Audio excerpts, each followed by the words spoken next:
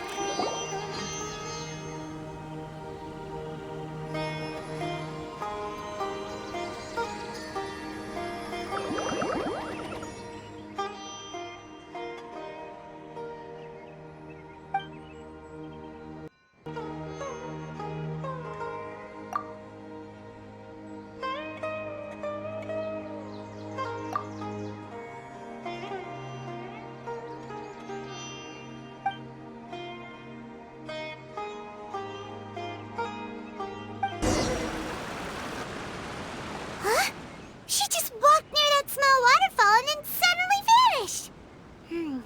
Let's go take a closer look.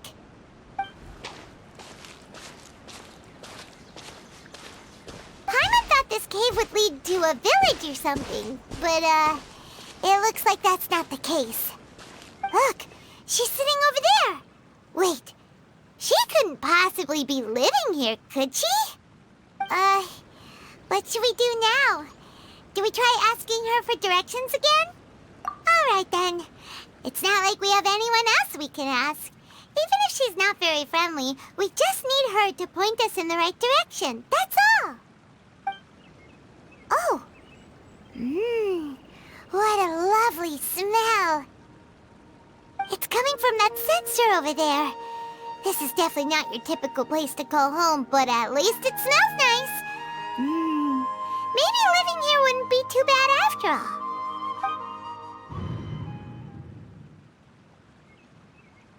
Huh? What's the matter? You don't look too good. What? Is the smell making you feel sick? Strange. Paimon doesn't feel anything.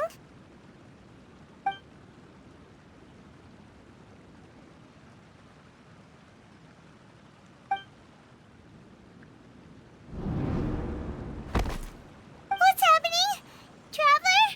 This is no time for a nap. Oh, come on, wake up.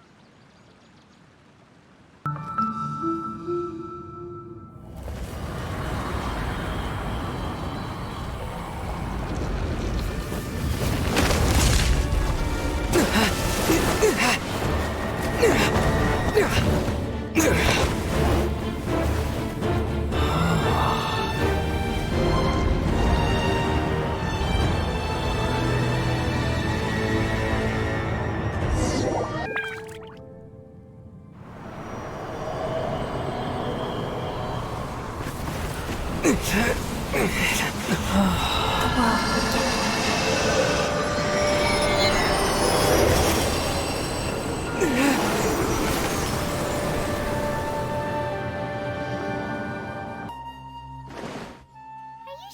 not serious? The Traveler's been out for a long time now. Yes, you can relax. Believe me, Master is extremely knowledgeable. If he says that he's going to be alright, then there's absolutely nothing to worry about. Oh, are you awake now? Oh, thank goodness! Traveler, you're finally awake! Well, we're at... good question. Where are we? Paimon was in such a panic when you passed out that she even forgot to ask what place this is. This is Gandharvaville. It was originally built by scholars from Sumeru as a place to rest in the rainforest. Now it's mainly used by the forest rangers as a base of operations. My name is Kale. I'm a trainee forest ranger. My master and I found you passed out during our patrol, so we brought you here. Oh, no things are necessary.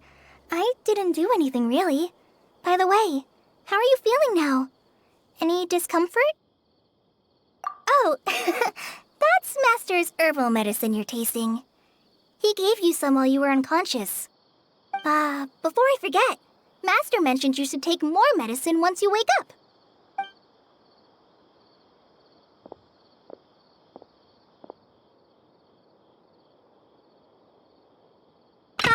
Whoops! Kale, what's the matter? Were you trying to retrieve the medicine? As I've already told you, you must be careful with these. All right, I'll get it for you once I'm finished here. Sorry, Master. Now, the guide to Avidya Forest's edible fungi is clearly posted on our bulletin board. But if Farbode forgets which mushrooms to avoid one more time, I'll have no choice but to leave the guide somewhere a little more visible. Like right smack on his forehead so others can remind him to be careful. Right? This is the second time he's come down with food poisoning this month. I'll be sure to give him a good talking to. Yes, please do. If, on the off chance, Farbode simply enjoys having little imaginary fairies dance before his eyes, then we'll just let him be. But the next time he requires any of our medicine, be sure to charge him accordingly.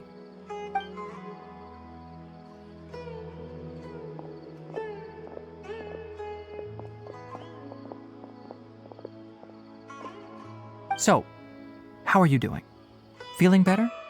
Oh, this is my master, Forest Watcher Tainari. He is chief officer over all the rangers here in Gandharvaville. I already informed Paimon about the reason you fell unconscious earlier. But now that you're awake, let me explain it for you as well. It is common practice for Sumeru scholars of certain darshans to dedicate themselves to training and meditation in isolated areas, particularly the nearby forests. While meditating, they use a certain incense known as spirit borneol to help calm their minds as they enter a state of deep rumination. In hopes of asking directions, you two followed a scholar named Hypatia into her cave. The incense you smelled inside was the spirit borneol I just mentioned. That incense typically has no effect on most people, but for a very select few, it can have profound effects on one's cognition, as you experienced firsthand. Does that make sense? Very good. Now, answer me this. Did you feel anything after passing out? Say, any out-of-body experiences? Or did you see anything while unconscious?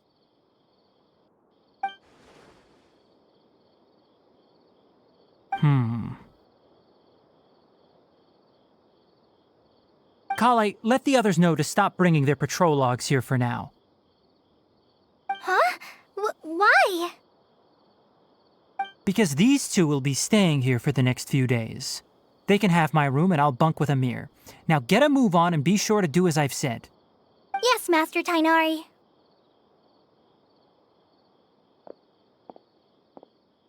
Wait, hold on a second. Can you tell us what's going on? Sure, let me fill you in. I originally planned to send you on your way once you finished your medicine. However, it appears now that you should stay a while longer in Gandharvaville for further observation while you recuperate. Further observation?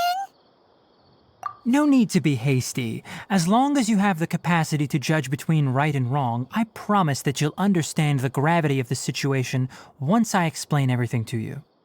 Based on what you saw after smelling the incense and losing consciousness, we can conclude that you experienced a powerful hallucination, which suggests your mental state is not in the best of shape. If you're skeptical, have a whiff of this.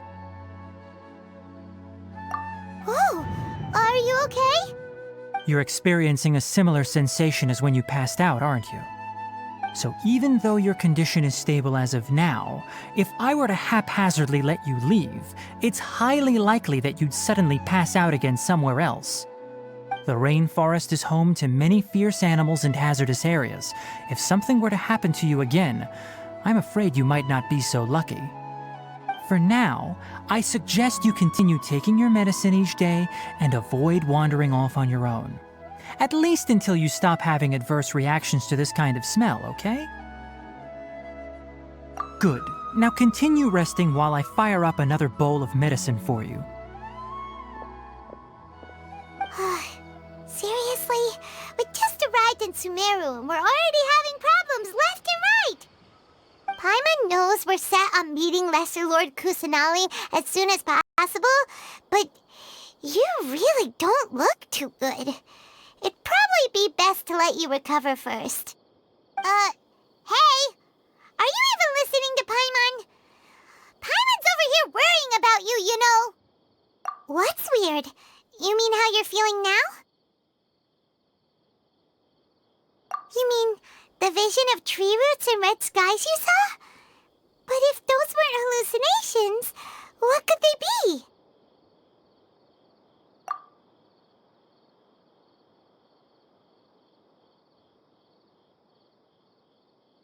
Well, considering how unique you are, Paimon trusts your judgment here. But why didn't you say anything about it to Tighnari? If he misjudged your condition, then there's a chance you could get worse, right? Huh?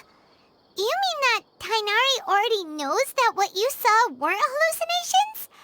But if that's the case, why would he try to hide that from us? Oh, Paimon gets it now. That explains why you were so quiet earlier. Well, that settles it then. We'll stay here to rest up and figure out what's going on with your hallucinations. But it seems like asking Tighnari might not be an option anymore. What do you think we should do? Good idea. Kale's pretty friendly. We can ask her tomorrow about what she knows regarding the Dendro Archon and customs in Sumeru.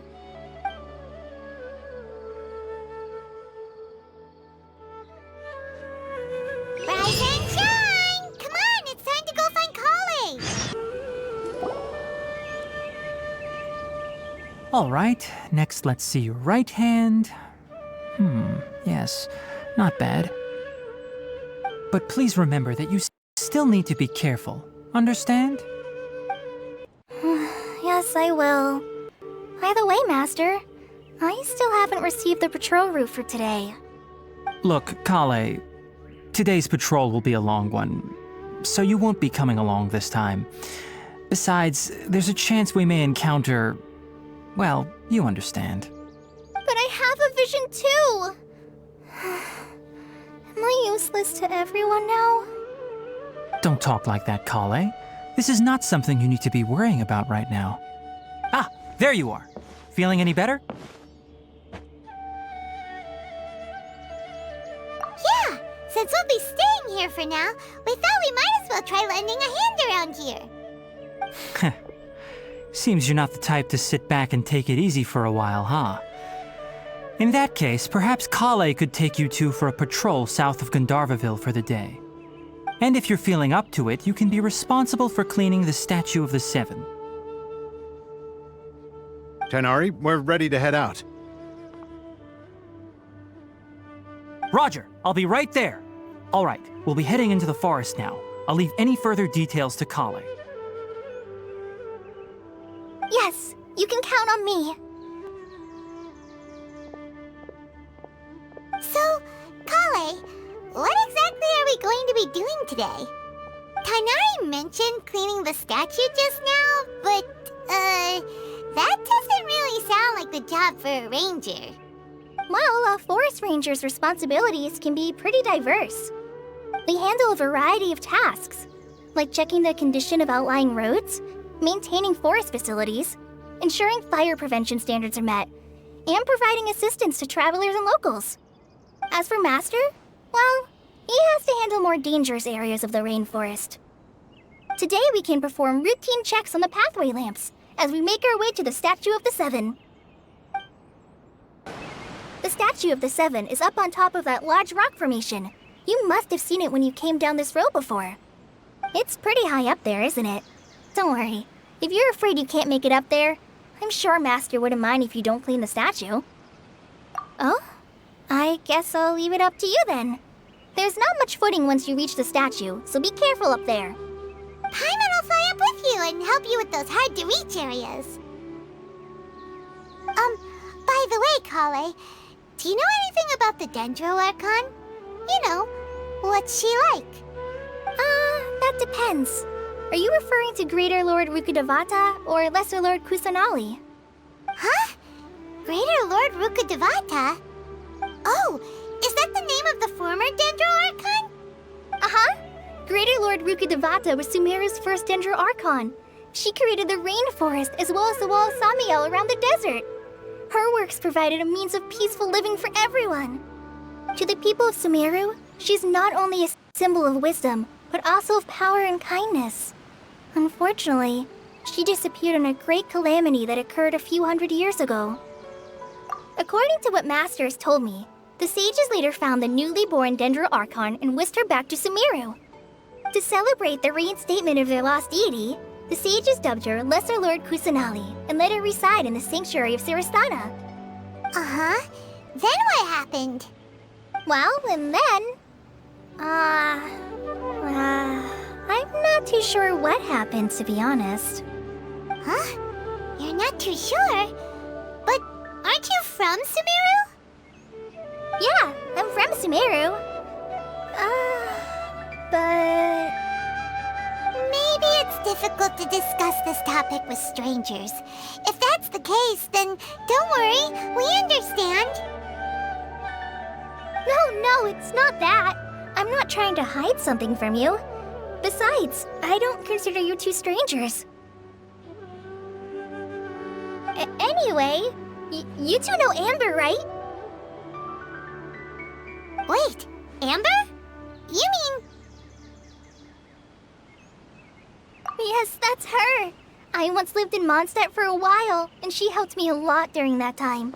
You could even say that she helped me become a new person. There's no one like Amber. She lives life to the fullest while always adhering to her strong sense of justice.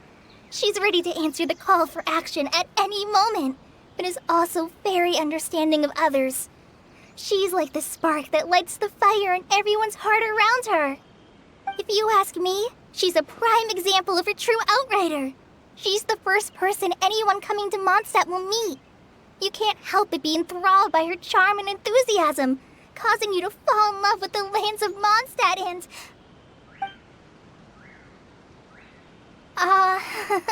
sorry.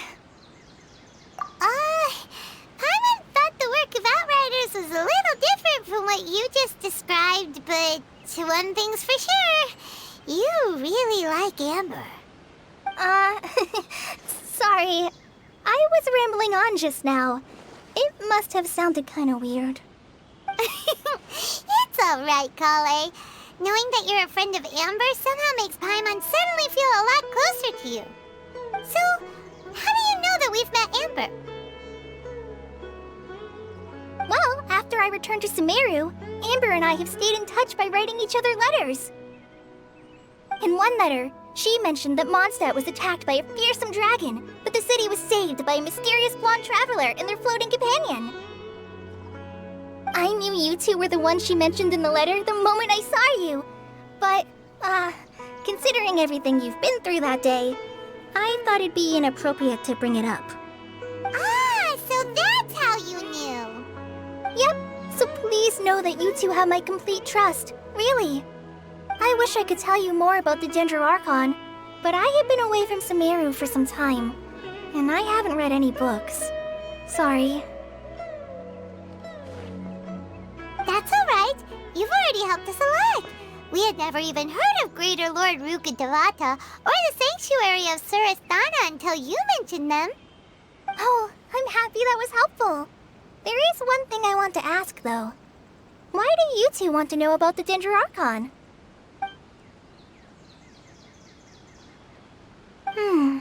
So that's why you're here. Thank you for telling me your story. Don't mention it. We are friends after all, right? Alright, we have a statue to clean. You both have my thanks. While you two are up there cleaning, I'll go ahead and inspect the forest canopy. Let's meet back here shortly. Huh. Now that Paimon looks at it, the deity that's carved on the statue is kinda small. Do you think she's supposed to be Greater Lord Rukkhadevata or Lesser Lord Kusanali? The name does seem to fit the statue somehow. Well, anyway, we'll have to figure that out later. Let's get started on cleaning the statue. Paimon will fly up and take care of the top, and you clean everything below.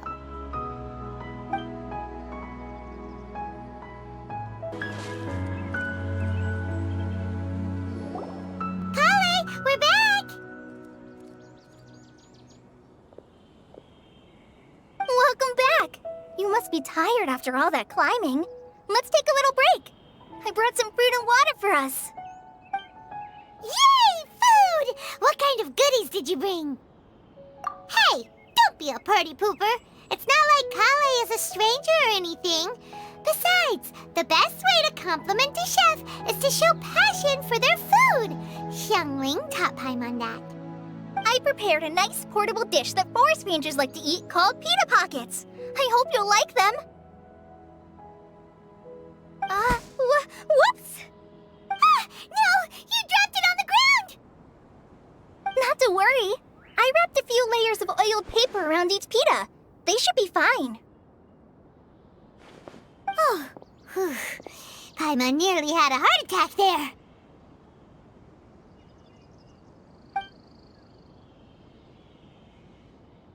Those pitas are amazing!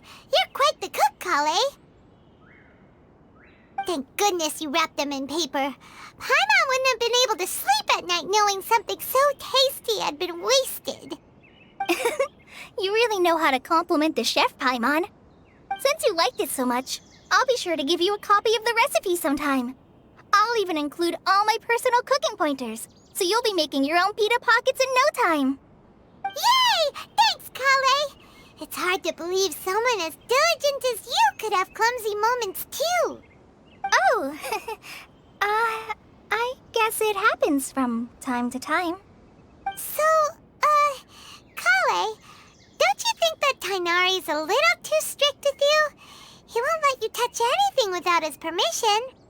Paimon knocks stuff over all the time flying around the Traveler, but he's never said anything. Everyone has their clumsy moments. No, you've got the wrong idea about Master. Sure, he may seem a bit harsh at first, but with some time, you'll see that he's actually very kind-hearted. I've heard the veteran rangers say that Master is from some ancient and mysterious race that is known for their cunning wit and reclusive nature. Oh, by the way, you've heard of the Academia, right? Well, there's a group called,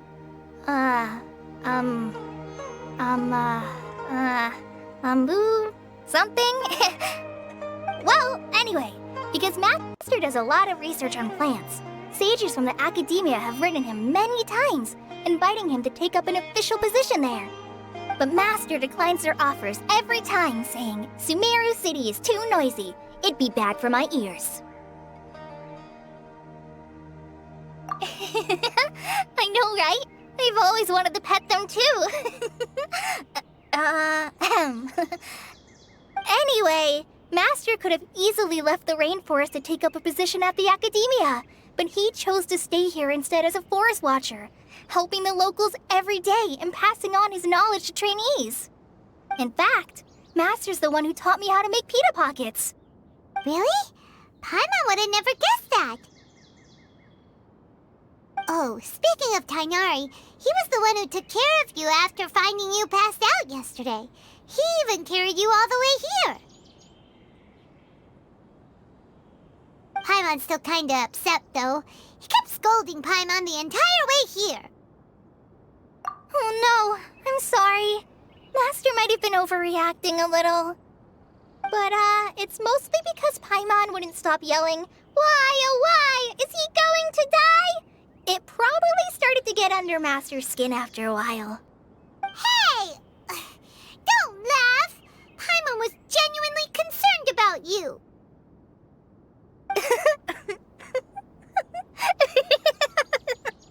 Hey! Now even Kali's starting to laugh. Ugh, that's it! Paimon won't forget this! It's time for some Paimonial wrath! No! Don't touch me!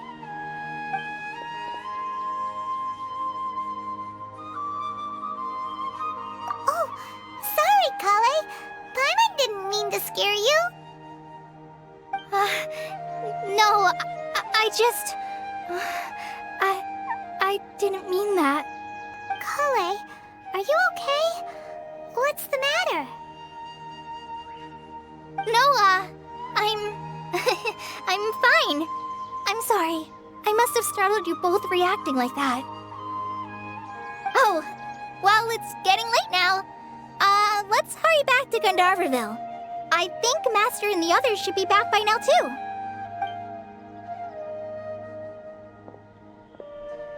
Huh? What was up with Kale just now? And why is she in such a hurry all of a sudden? Look, she's practically running back. Paimon can't even see her now.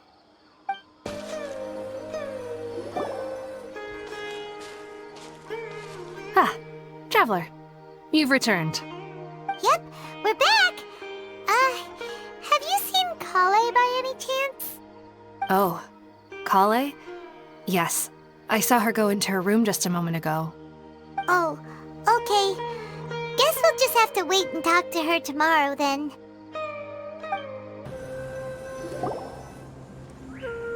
Ah, it's you two. I was just about to go look for you. Huh? Tainari? What are you doing here? Where's Kale? I came to check on Kale's condition. To put it simply, she's not well.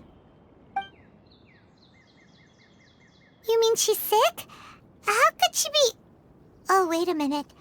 Could it be because of what Paimon did yesterday? No need to worry. Something as small as you could never harm her. This sickness is something that Kale has been dealing with for some time. Kale has been more excited than usual since you two arrived. A little too much so, to be honest. She hasn't remembered to take care of herself. I suppose it's understandable, though. She hasn't been around anyone she considered a friend for some time now. It must have been refreshing for her to have you two here. So, Tainari, what's really wrong with Kale? Let's take this conversation elsewhere. Kale just fell asleep after taking her medicine. She needs some peace and quiet.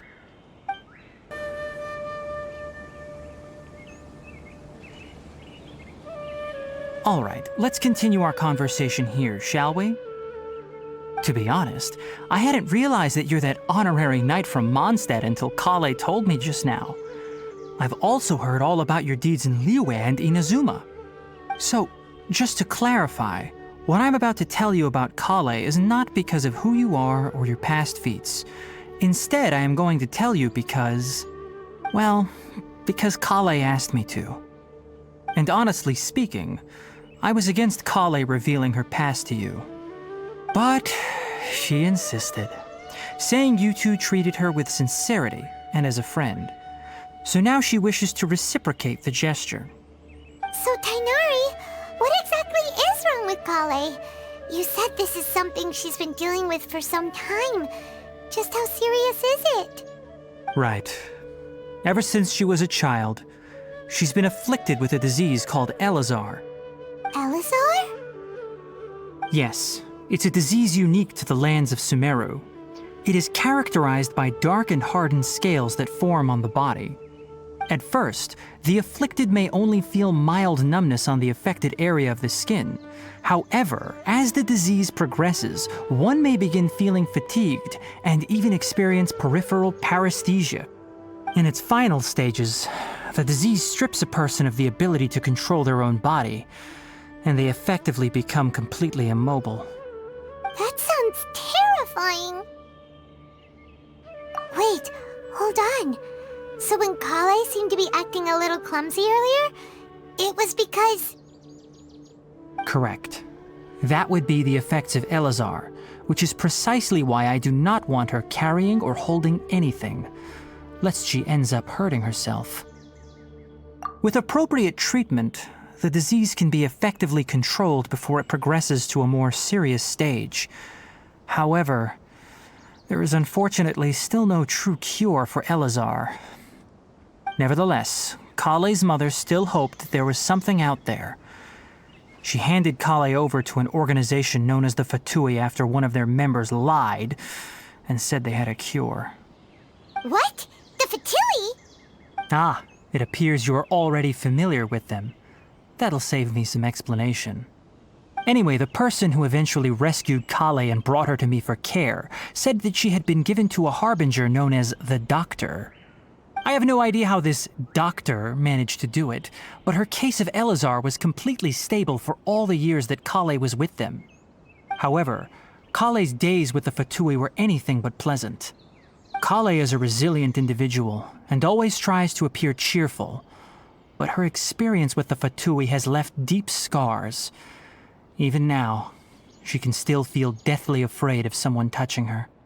Oh, Paimon had no idea Kale's been through so much suffering. Oh, by the way, Paimon, Kale wanted me to tell you that she's sorry for scaring you yesterday. She also wanted both of you to know that she's sorry for hiding her illness. She doesn't need to apologize. None of this is her fault at all. Well said. I hope you'll get a chance to tell her that in person the next time you see her. Kale once thought that it would be impossible for her to have any real friendships. I trust that you two will never let my trainee experience such emotional pain again. Don't worry, Tainari. We'll take good care of her. Well, it's not too serious at this point. She overexerted herself the last couple of days, which is what led to her breakdown this time. As long as she has taken her medicine and gets plenty of rest, she should get better. Though, I must admit that Kale's condition was much more stable when she first arrived here in Gandharvaville. She was interested in the work of the forest rangers the moment she saw us. I could see that she was serious about learning, so I felt compelled to ask her to join us. Her stamina has gotten much worse recently. Though a moderate amount of physical exercise is always necessary, I'm afraid the long-distance patrols are a little too much for her now. All right, now that I've told you about Kale's past, I think I'll head into the rainforest to find some ingredients needed for her medicine. I'll see you two later. Yeah, we'd like to do something to help Kale too. All right, but I must warn you two. The rainforest is a dangerous place, especially for someone who's still recovering like the Traveler. You must follow closely and listen to every instruction. No problemo. Let's go then. We'll be looking for a plant known as lunar lotus. It's often used to help those afflicted with Elazar recover their energy. There should be lunar lotuses growing somewhere in this area. Let's split up and begin searching. If you could manage to gather 4 of them, that would be sufficient. We'll rendezvous here once you've gathered the needed amount.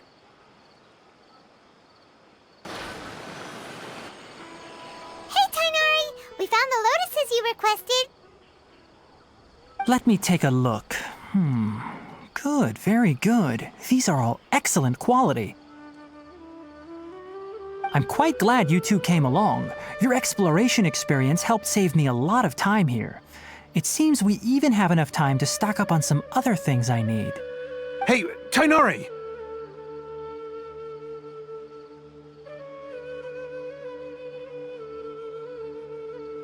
Oh, Tainari, someone's calling your name. They're dressed like a forest ranger. Ah yes, that's Amir and the others. But didn't they just set off not too long ago? What are they doing back so early? Let's go find out what's going on.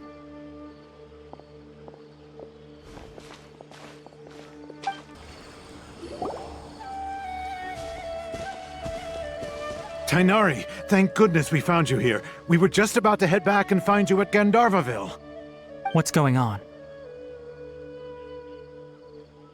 We just discovered a withering zone. The Withering is back?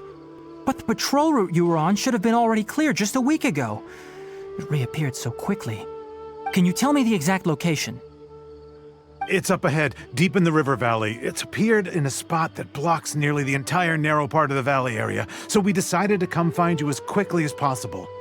And the radius of the contamination? Sorry, I couldn't get a clear enough view to tell. No one in our patrol team had a vision, and it appeared to still be spreading, so we didn't risk getting any closer. Okay, I understand. You made the right decision. I'll go deal with it right away. In the meantime, please guide these two back to Gandharvaville. Wait, Tainari, why don't you let us help you? You two have only just arrived in Sumeru. You're still unfamiliar with many things in these lands. There's a unique type of anomaly that occurs in the Sumeru rainforest. It's called the Withering. The affected areas not only cause nearby vegetation to wither, but it's also lethal to wildlife and even people.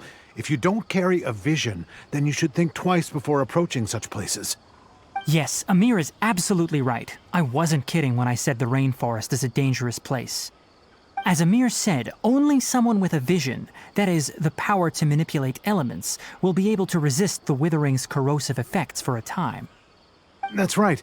If any of the forest rangers without a vision come across a withering zone, we first make a record of the location and then have a ranger with the proper abilities deal with it, like Tainari here. Only someone with a vision can venture within a withering zone and find a way to deal with it. But you don't seem to carry a vision. Don't worry, he may not have a vision, but he's a real pro at using the power of the elements. It seems the rumors about you are true. In that case, all right, you two may accompany me.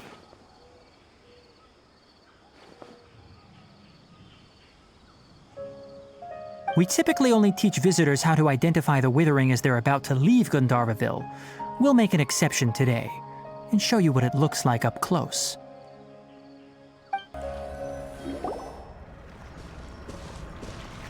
Stop. Don't move any further. Look there in the distance. Huh? Where? Oh, look! Those plants have withered! That whole area is kinda gloomy. Even the air looks like it's filled with ash. Oh, Paimon doesn't like the look of this. That is the Withering. All right, Traveler. We're going to have to enter that Withering zone. Once inside, we'll need to look for what we call tumors of the Withering. If we eliminate... Thank you. But I must warn you. Don't push yourself. This is your first time handling this sort of thing, after all. Even with elemental powers, once you step inside the Withering zone, you may experience extreme discomfort. If at any point it becomes too much, return outside the zone and take a breather. It could become a matter of life and death. You ready then? Let's go. We did it! Everything's returning to normal now! Yes, thanks to you two. We were able to quickly restore this area back to normal. Tainari? You make it sound like we did well, but why does Paimon have the feeling you're worried about something? It's that obvious, huh? Alright, it's like this. Recently, the rate at which the Withering Zone appears has been increasing. even though we were able to quickly clear that withering zone, it won't be long before another one appears. If that simply meant more work for me, then that wouldn't be an issue. But it's far more severe than that. The withering is leaving lasting effects on the rainforest itself. For instance, even though we cleared out the withering zone, many of the plants that were affected will not recover. This presents a crisis for the ecosystem itself. Many plants in the rainforest are already in decline, directly impacting the wildlife that depends on those plants. And most disturbingly, as the appearances of withering zones have started to increase, Kale's case of Elazar has also become more serious. Huh? But why's that? I'm still not sure of the exact reason. However, I've received word from acquaintances at the academia that similar cases are being reported for patients with other conditions. No, none that we know of. The withering has been recorded in Sumeru for millennia. It's said that it originates from the depths of the world. By the way, have you heard of Irminsul before? Irminsul is a tree located deep beneath the surface. Although it isn't like any tree we know in a biological sense, you can basically think of it as a large tree that grows downwards rather than upwards. I'm sure you've heard of ley lines, right? They're like the roots of Irminsul, spreading and extending from a massive cavern deep underground all the way up to the surface.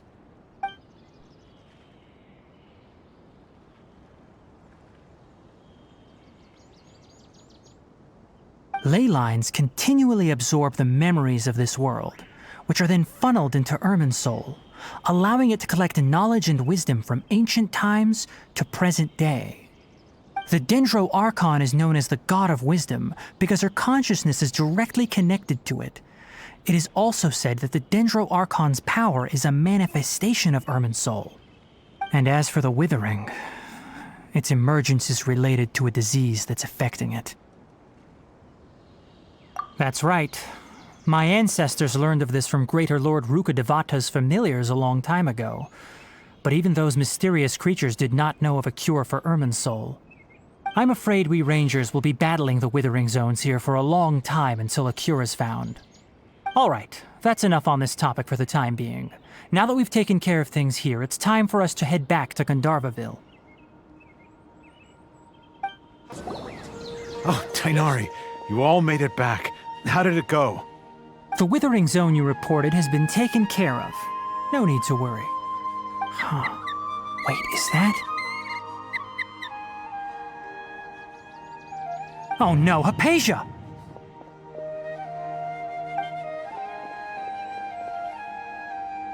Huh? What's wrong, Tighnari? This Duskbird is Hypatia's designated courier for urgent news. You do remember her, don't you? She's the scholar you and Paimon were following when you first arrived in Sumeru. Oh, her? How could we forget? So did something happen? Let me see what's written in the letter first. Oh. So what's it say? And what's with that weird expression on your face? Just let Paimon read it. Huh? All Paimon sees are 3 squiggly lines. Yes, allow me to explain. After we brought you from Hypatia's cave to Gandharvaville, Hypatia resumed her meditation. She must have just finished. It's been nearly 3 days since she's had anything to eat, and it appears she's forgotten to prepare some rations. This letter is her asking us for help. We need to go. What? You mean she's been sitting there for 3 days? Hey, wait, how did you know all that from just a few lines on the paper? Well, obviously because this has happened before. Last time she drew 5 lines, and by the time we found her... Well, I'd prefer not to remember that. Needless to say, Hypatia's been through worse, but we should still get to her as quickly as possible. I've got some emergency rations set aside for times like these. Paimon, Traveler, could you two bring these to her? Wait, you want us to bring her the rations? But will the Traveler be okay if her cave is still filled with that funny incense? Let's find out. Here, Traveler, take a smell and see. So, how do you feel? Huh? Really? You're not feeling even a little drowsy? But wait, how'd you know that he'd be okay this time, Tainari? Back when we were clearing the Withering Zone, I observed that he could adeptly manipulate the Dendro element. I knew then that he would be fine. And if I may ask, when I was telling you two about Irminsol's ley lines, was what I described similar at all to what you saw while you were unconscious? That's correct. Those weren't hallucinations at all. Though I don't intend to apologize for deceiving you. Because what you saw is of significant importance. Not just for the nation of Sumeru, but the entire world of Tevat. My forefathers were shown much favor by Greater Lord Rukkhadevata. We took an oath to protect this nation together with her. Now that that duty has fallen to me, it was part of my responsibilities to ascertain whether you could be entrusted with the fate of Sumeru. Now, after seeing you in action with my own eyes, you have earned my confidence, and I no longer feel the need to hide any secrets from you. When you passed out, your consciousness had connected directly with Irminsul. What you witnessed were actually real memories contained within Irminsul itself. I could try to tell you more, but it would be better if you went to ask Hypatia instead. Her focus on meditation and use of Spirit Borneol are aimed at establishing a connection with Irminsul, just as you did. That sounds nice and all, but will she really help us? Seriously, she completely ignored us the last time we tried talking to her. That was because when you ran into her, she was in a special phase of her training. During that time, she must avoid communicating with others. Please, wait here for a moment.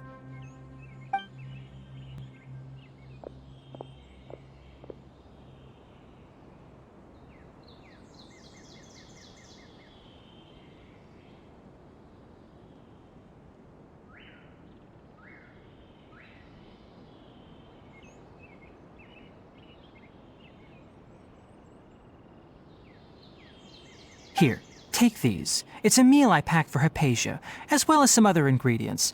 I'm sure it'll come in handy. Also, here's a letter that I would like you to give to her. Just show it to her and she'll answer any questions you may have. No. I should be the one thanking you. You've both been a great help these last few days. Hello? Hypatia? Hey, there's nobody here. Maybe she went out to look for some food. Let's try looking around the area.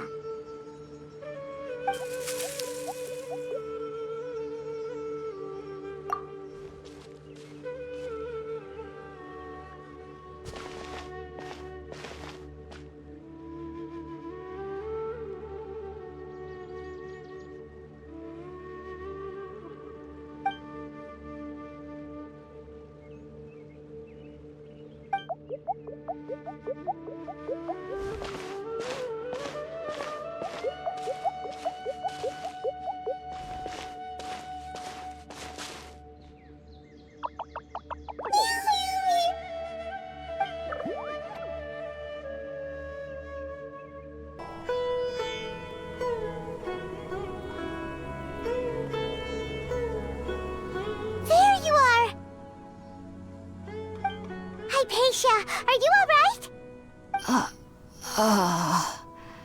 So hungry.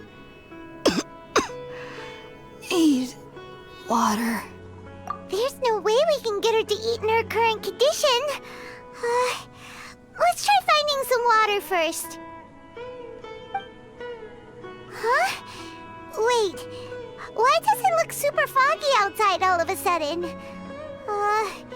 Anyway, let's go look around. Huh? How'd things out here end up looking like this? What happened? And where are we? Really? Oh, maybe you're right. Let's go investigate the area.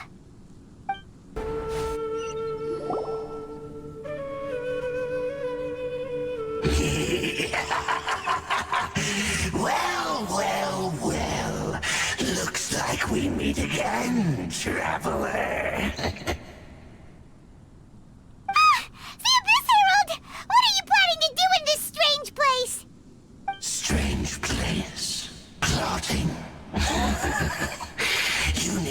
worry about such things. They don't concern you. Huh? Why can't we beat this guy? Oh, Paimon doesn't get it! We faced others like him before! What's wrong this time? Traveler, though you may have managed to avert countless crises before, your good fortune was bound to end sooner or later. It's time you realize how weak and powerless you really are. Your sister. Oh, pitiful traveler. Are you really so ignorant? Or are you just living in complete denial? Her Highness has long since forsaken you. Your meager existence in her eyes is that of an annoying bug, only to be stepped upon. The bonds of love and family which drive you to find your sibling are utterly gone. Your journey is meaningless. But don't you fret now. Today will be your last. Now die!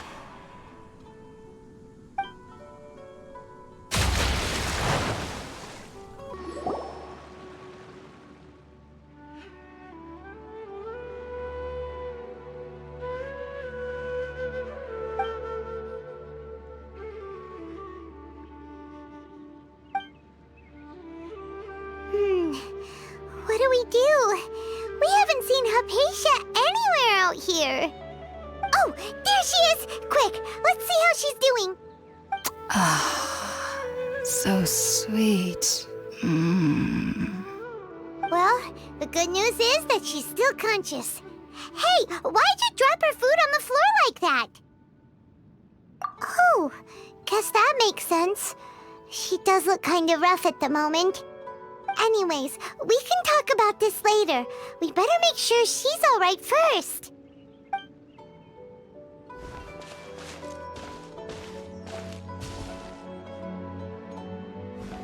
Whoa, wait a sec. Look at all this fruit lying around her. We can put that to good use.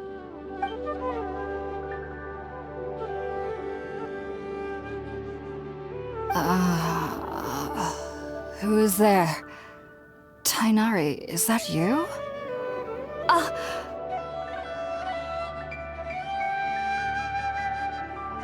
Huh? It's okay. You can relax, Hypatia.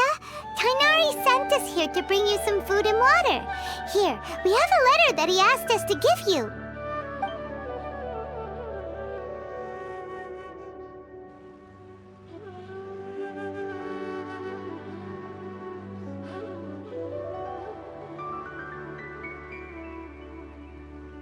I see.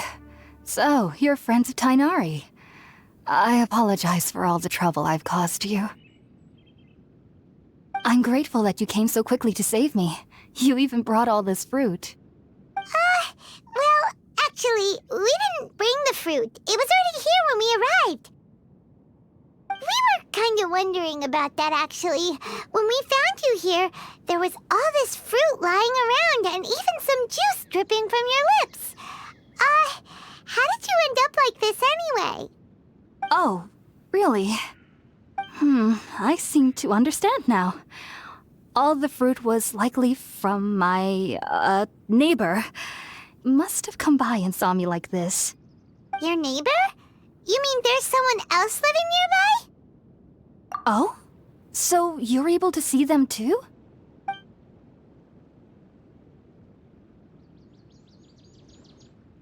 Wait, hold on a second, Traveler. You say that before we arrived, you saw some mysterious creature and suddenly had a strange dream? Isn't that a little too crazy to believe? No, I actually do believe what the Traveler is saying. I myself had a similar experience once before and ended up scaring my timid little neighbor here. You needn't worry. They mean you no harm. They only dragged you into the dream because they hoped to buy themselves a little time in order to scurry away. So, Hypatia, just what kind of creature is your neighbor exactly? I'm I'm not sure what it's called, to be honest. But I do know that they have some sort of deeper connection with the Dendro Archon. I know this because the first time I saw them was also the exact day my consciousness was able to form a connection with Irminsul. Even after I opened my eyes and stopped meditating, my heart was still pounding, and my mind was racing with all the knowledge that I had touched. And at that very moment, I suddenly noticed a small figure at the opening of the cave. In my curiosity, I began to walk over to the creature. They must have already been used to me living in the cave, because they didn't seem to mind me approaching them. They just kept doing whatever they were up to. It wasn't until I crouched down next to them that they suddenly realized that I could see them. Oh! And then? And then I had a dream. By the time I came to, they were nowhere to be seen. I was convinced they'd never show up again. But sure enough, I saw them nearby a few days later. And they weren't alone. I feel like they aren't as afraid of me as the first time I approached them. But I never would have expected them to save me. Yes, no doubt about that. By the way, Tighnari mentioned in his letter that you had questions for me regarding Irminsul.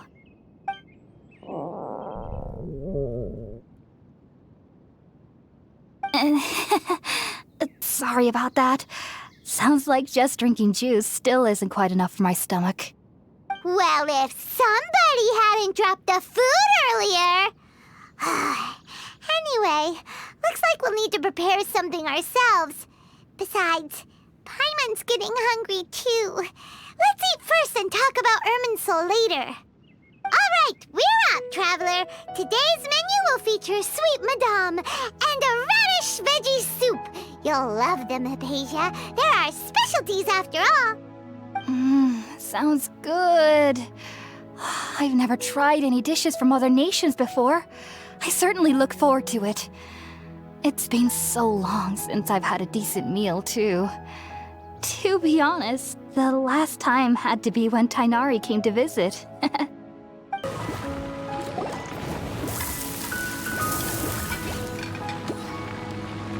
All done! Let's use the empty box that Tighnari gave us since we already washed it. Oh, it smells amazing! And the box is a nice touch, too! Let's go serve this up and start eating with Hypatia! Are you already finished cooking? Smells delectable. I'm truly thankful whenever I can enjoy a proper meal like this. Cooking really isn't my forte.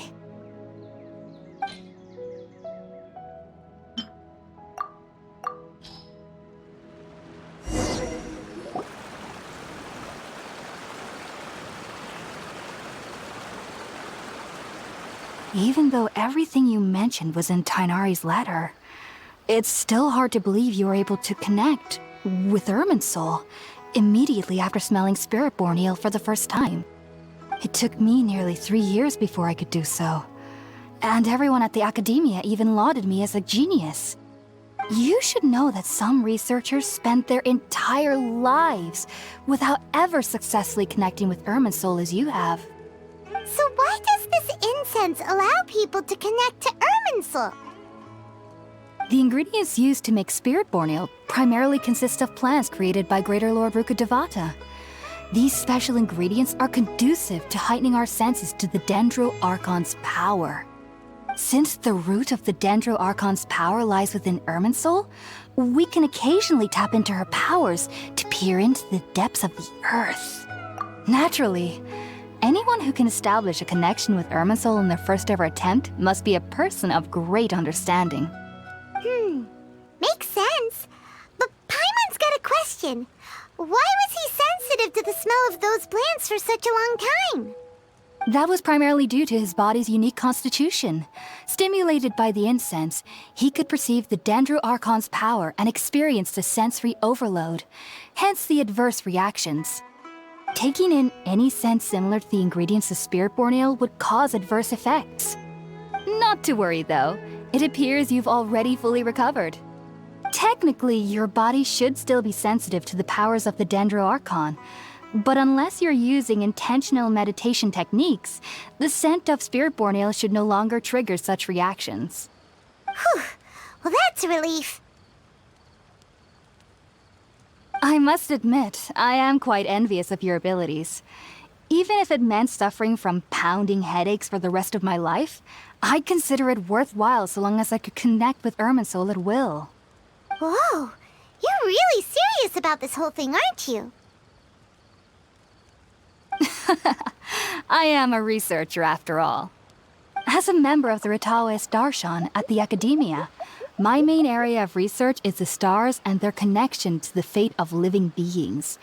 But there is still so much we don't know, especially regarding the mysteries that lie in the starry skies. Which is why I must turn to the all-knowing Irminsul for answers. If only my perception wasn't so limited. Unfortunately, I cannot guarantee that my every attempt to attune with Irminsul will be successful, or that doing so will leave my consciousness intact. I am currently in the stage of training known as Satyavada life. Many researchers in Sumeru have lost their minds while seeking to attune with Irminsul during this stage.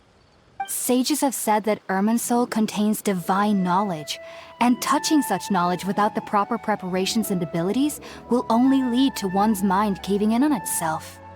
That's why we meditate alone. We need to ensure that our minds will be calm while minimizing the possibility of involving anyone else. Whoa, so knowledge from Irminsul can be super dangerous. Aren't you afraid of the risks, Hypatia? Of course I do. Especially during nights that are pitch black with no moonlight, and dead silent without even the sound of insects. However, I've been feeling better as of late. I don't get as scared anymore knowing that I have a little neighbor living nearby. I believe that being able to see them is a sort of blessing from the Dendro Archon. But what's strangest of all is that they're clearly an envoy of the God of Wisdom herself, and they have the curious power to make people dream. What's so strange about that? It doesn't sound so out of place for a divine being, does it? Well, it's strange because nearly nobody in Sumeru can ever dream. Huh. Is that true? Yes, well, to an extent. Only children can dream in Sumeru. Adults, however, never do. The sages say that wisdom implies rationality, but that which occurs in dreams is often neither rational nor logical. Yes, if one struggles with anxieties, those emotions could influence their dreams. The fact that the people of Sumeru do not have dreams is seen as a blessing by the sages. They believe that Greater Lord Rukkhadevata, the God of Wisdom, is keeping us away from the foolish delusions you encounter in your sleep. I was born into a family of scholars in Sumeru City. Ever since I was a child, my parents would always tell me that I'll know I've grown up once I stop dreaming. I studied hard, enrolled as a student in the Academia, and went on to become a researcher. Sure enough, I never dreamed again. But then, on the day I scared the little Aranara, I suddenly saw a dream again. It was incredible. Though I don't exactly remember what I saw, I clearly recall the feeling. I suddenly felt like I was a child again. Back then, I was foolish and ignorant as any youth would be, but I was free of fear. Maybe dreaming isn't as bad as we've made it out to be. Just be sure not to speak of this if you travel to Sumeru City. They'll look at you as if you've lost your mind. So, do you have any thoughts about the things he saw when he connected with Irminsul? Sorry, I'm afraid I don't have any answers as of now. All I can say is that what you saw is a memory contained within Irminsul itself.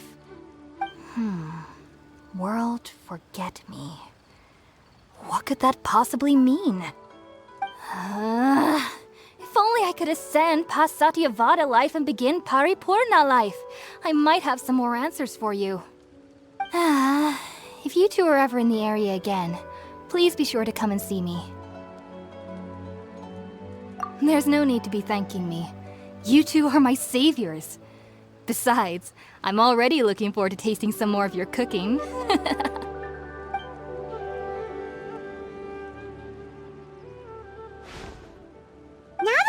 Hypatia is alright and had the chance to ask her some questions, Paimon thinks it's about time to head back to Gandharvaville. Think about it, Tainari. Refusing to join is tantamount to burying your head in the sand. I understand that you're a forest watcher and that it's your duty to combat the effects of withering zones, but isn't it evident that such work is not a lasting solution to the problem? As Sage Kage clearly stated, your presence and guidance in Sumeru City is pivotal in finding a cure for Irminsul. How could you possibly refuse? Keep your emotions in check, Ghulam. Let's at least listen to Tainari's reason for declining. We're here to invite him to the Academia, not to cause a scene. Sage Kage, I am truly honored that you came here in person, but I'm afraid I must still decline your invitation. I am merely a forest watcher. How could the great minds of the Haravatat have any need of someone like me? Well, it turns out that your refusal letter had some implications on your master's reputation. He is a renowned sage of the Immorta, after all. So now I've come here in his stead. I see. Huh. And I figured that given his temper, he would come here and berate me personally. Tainari, your master is an integral part of this effort, and now he requires your assistance. And what exactly does my master need of me, Sage Kage? You'll know once you've arrived in Sumeru City, that is. And how long will I be required to stay? There's no definite answer as of now. Do you mean to tell me that despite coming all the way here to Gandharvaville, you still can't answer the questions I laid out in the letter to my master? If that's the case, then I'm afraid I cannot give you a definite answer either. Tainari, but you... So be it. Come, Ghulam, we're leaving.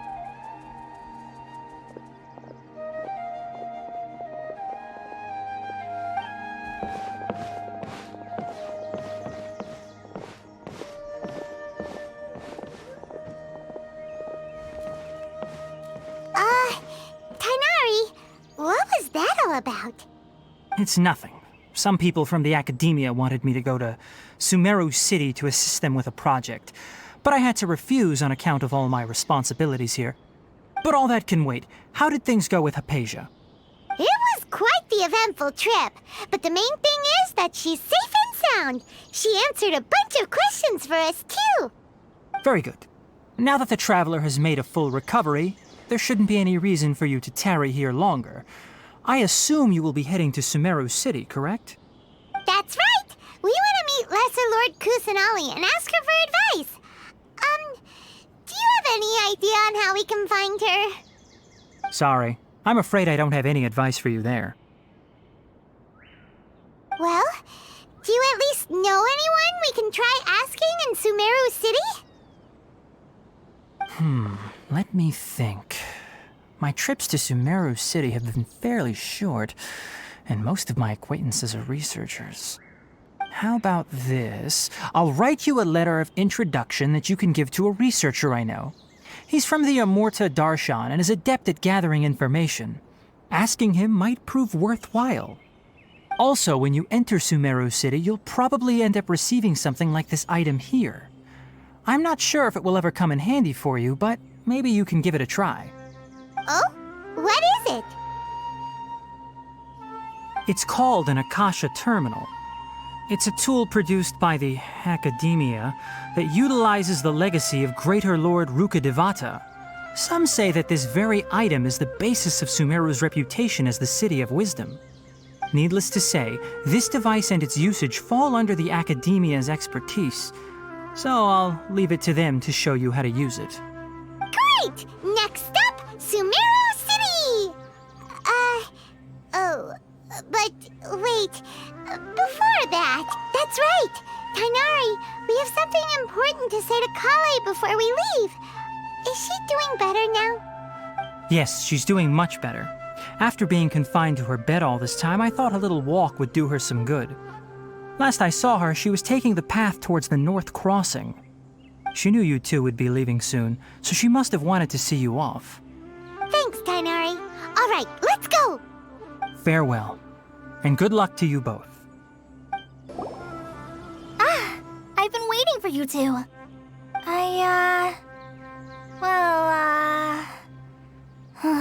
Never mind. I guess I should just wish you two a safe and successful journey. Thanks for waiting here just to see us off, Kale. We're headed to Sumeru City. Don't worry about me. I can take care of myself. My condition won't be getting in the way of my duties. I want to be a forest ranger after all. It's up to me and the others to protect the rainforest here. And, I'm sorry.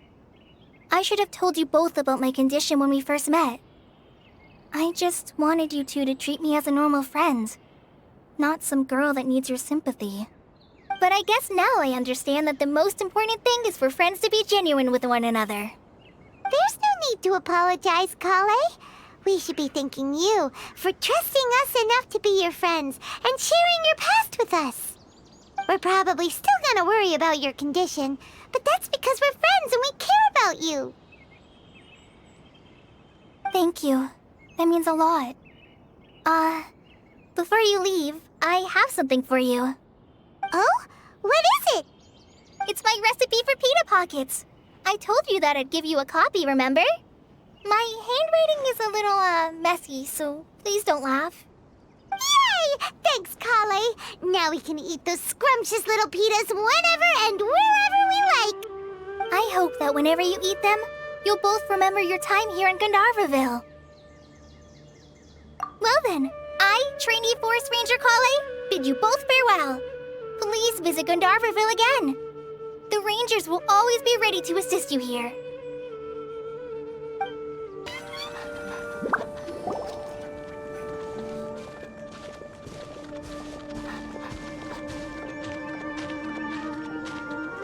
Sumeru City! We finally made it! Oh, did you see that? When those people entered the city, something on their heads lit up. One moment, please, you two. It appears this is your first time visiting Sumeru City. Oh, yeah, that's right. But how did you know that? Because there's currently no information on either of you in the Akasha. But no need to worry, that won't prevent you from entering the city. In fact, the Academia conveniently provides each traveler to Sumeru City with a device. Perhaps you too have heard of the Akasha before. It's our beloved Greater Lord Rukkhadevata's lasting legacy, a treasure trove of collected knowledge. After centuries of tireless research on the Akasha, the Academia created one of its most ingenious inventions, the Akasha Terminal. As long as you are within Sumeru's borders, you may use an Akasha Terminal to connect directly to the Akasha and access any knowledge you need. I should mention that due to technical limitations, the operation of Akasha terminals will be much smoother and more effective in large cities such as Sumeru City and Port Ormos. Oh, so this is the thing that Tainari was telling us about. It sounds pretty amazing. You two are quite fortunate. Until recently, it was standard practice to only issue Akasha terminals to outlanders who spent an extended amount of time in Sumeru. However, this policy was recently changed, and now all travelers are issued one upon arrival. Here are your Akasha terminals. Please handle them with care. It kind of looks like a leaf. To activate it, simply hold it in your hand and say the following phrase to yourself. May the mighty God bless us with their voice of wisdom.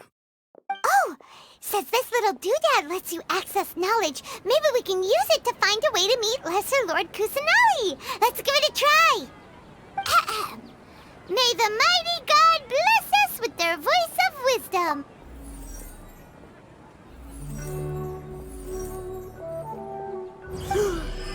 Whoa! Just now, something clicked, and Paimon suddenly knew how to use this thing. It seems all we need to do is concentrate on what we want to know, and bam! You get it. Oh, that'll come in real handy. Exactly. That is the power of the Akasha. And with that, let me officially welcome you both to Sumeru City.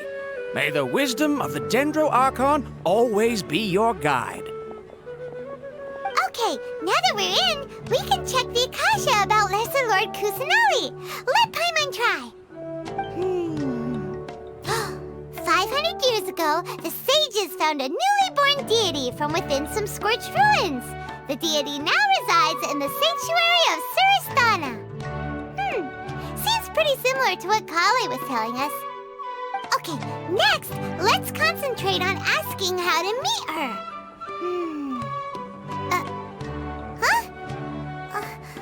Paimon doesn't sense anything. The Akasha didn't respond to Paimon's question. Oh, come on! Ugh. Focusing on this question feels like when you have something you're trying to remember and it's on the tip of your tongue, but you just can't think of it. Ugh, Paimon's brain is exhausted. Oh, smart idea. But what are you going to ask it?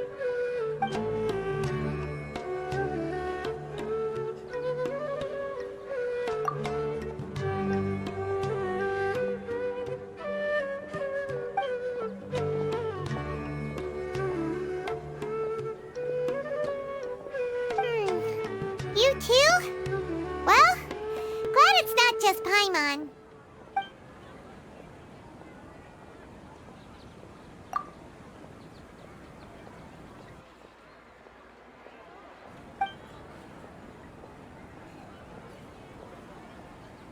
Uh-oh.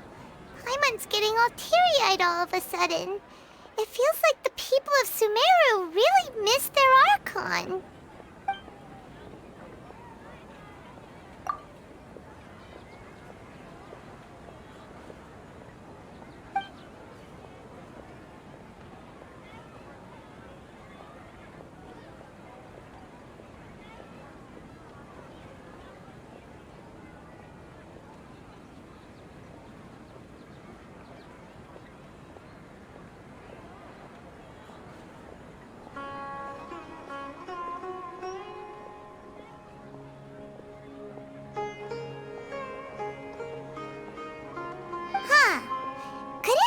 Because we're Outlanders and we've only just arrived in Sumeru?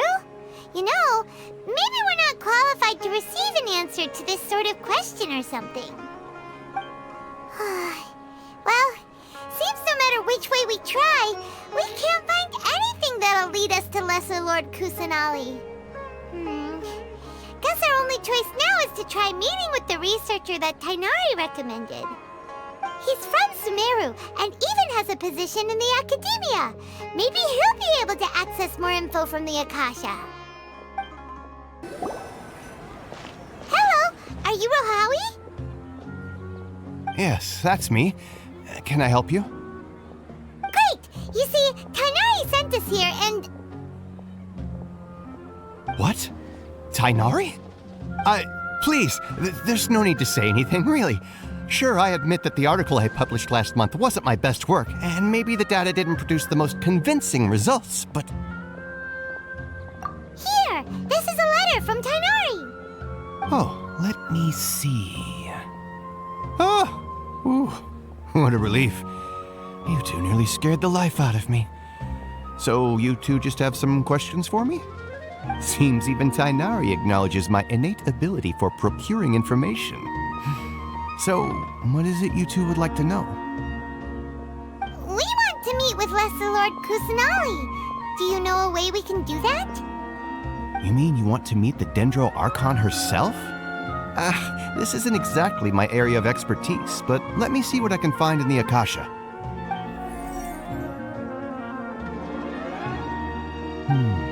Sorry, the Akasha didn't respond to my query. What? You too? But what about your abilities for getting information and all that?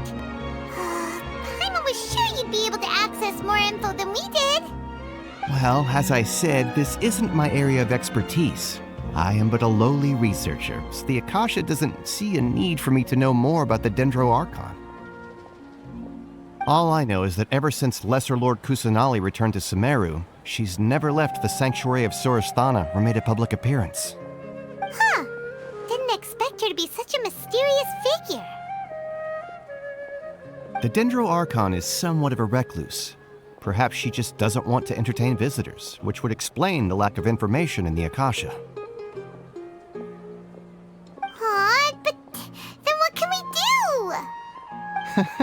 No need to worry just yet. I'm only hypothesizing here. You could certainly try asking around and see if anyone else has ideas. And besides, you two should consider the bright side of things. Not being able to see Lesser Lord Kusanali may not be a bad thing. In this world, there will always be information you cannot obtain from the Akasha and things you can never accomplish. Knowing when to yield is a form of wisdom. Take me, for example. It's a miracle if my brain cells can spit out one paper every 3 years. But Tainari? That guy can publish 3 papers in just a single year. Okay. Thanks for your advice. Don't mention it. If you two ever want information about things like who's been promoted within the academia or relations between the 6 great sages, come find me. Hey, come on! This is a survival skill at the academia. Oh, Paimon's expectations were pretty low, but this is so low it's like digging holes in the dirt. So what do we do now? Even if we want to talk to someone, we don't know anybody here. Huh? Like who? Oh, you're right! Catherine! The Adventurers Guild has its own intel network. Let's hurry and find her. Ad Astra Abyssosk. Hello, Traveler and Paimon. Catherine, we need your help with something. Understood. The Adventurers Guild is always ready to serve you.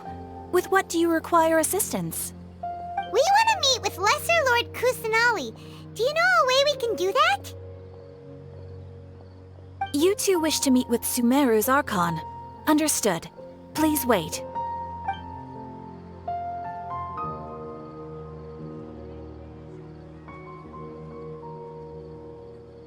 I apologize, but I am unable to call up any relevant information in the Akasha. I'm also unable to locate any pertinent information in my personal memory. Aww, another dead end. Well, if Catherine can't help us, then we really don't know anyone else to ask now. Please do not worry. I may know of someone who can help you two.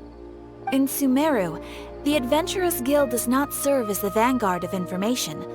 Rather, there are numerous active mercenary groups collectively known as the Eremites. They take on various contracts and work all across Sumeru, so they naturally accrue intelligence. An Eremite brigade called the Corps of 30 is in charge of Sumeru City's defenses. Not only are they the oldest brigade, but they are responsible for managing and coordinating the affairs of all other mercenary brigades. Corps of 30? What a weird name. Supposedly, they are named as such because their ranks numbered 30 at their inception. Asfand, an advisor with the Corps of 30, maintains good relations with the Adventurers Guild. Though he's already retired, he and his words carry great weight within mercenary circles. If you'd like to get in contact with him, you can find him at the Corps of 30's headquarters, the Citadel of Rexar. You're welcome. I wish you two the best of luck. We look forward to your exploits in Sumeru.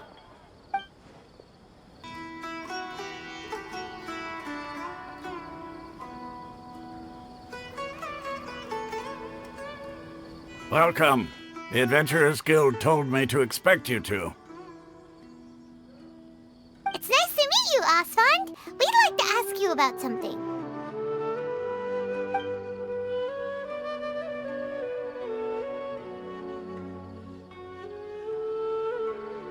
I see. So, Catherine's the one who sent you this way. Ha! It's true that the Eremites' network is vast, but even I can't help you meet the Dendro Archon. Wait, seriously? That's it? Afraid so. The Eremites aren't terribly religious, so we don't know much about divinities. As far as the Akasha goes, we can access even less than you. We originally came from the desert. The gods there died off long ago. Since those days, we've used our own 2 hands to carve out a living. We don't beg gods for their aid. It isn't just us, though. If you ask me, I think most in Sumeru aren't interested in Lesser Lord Kusanali. Oh?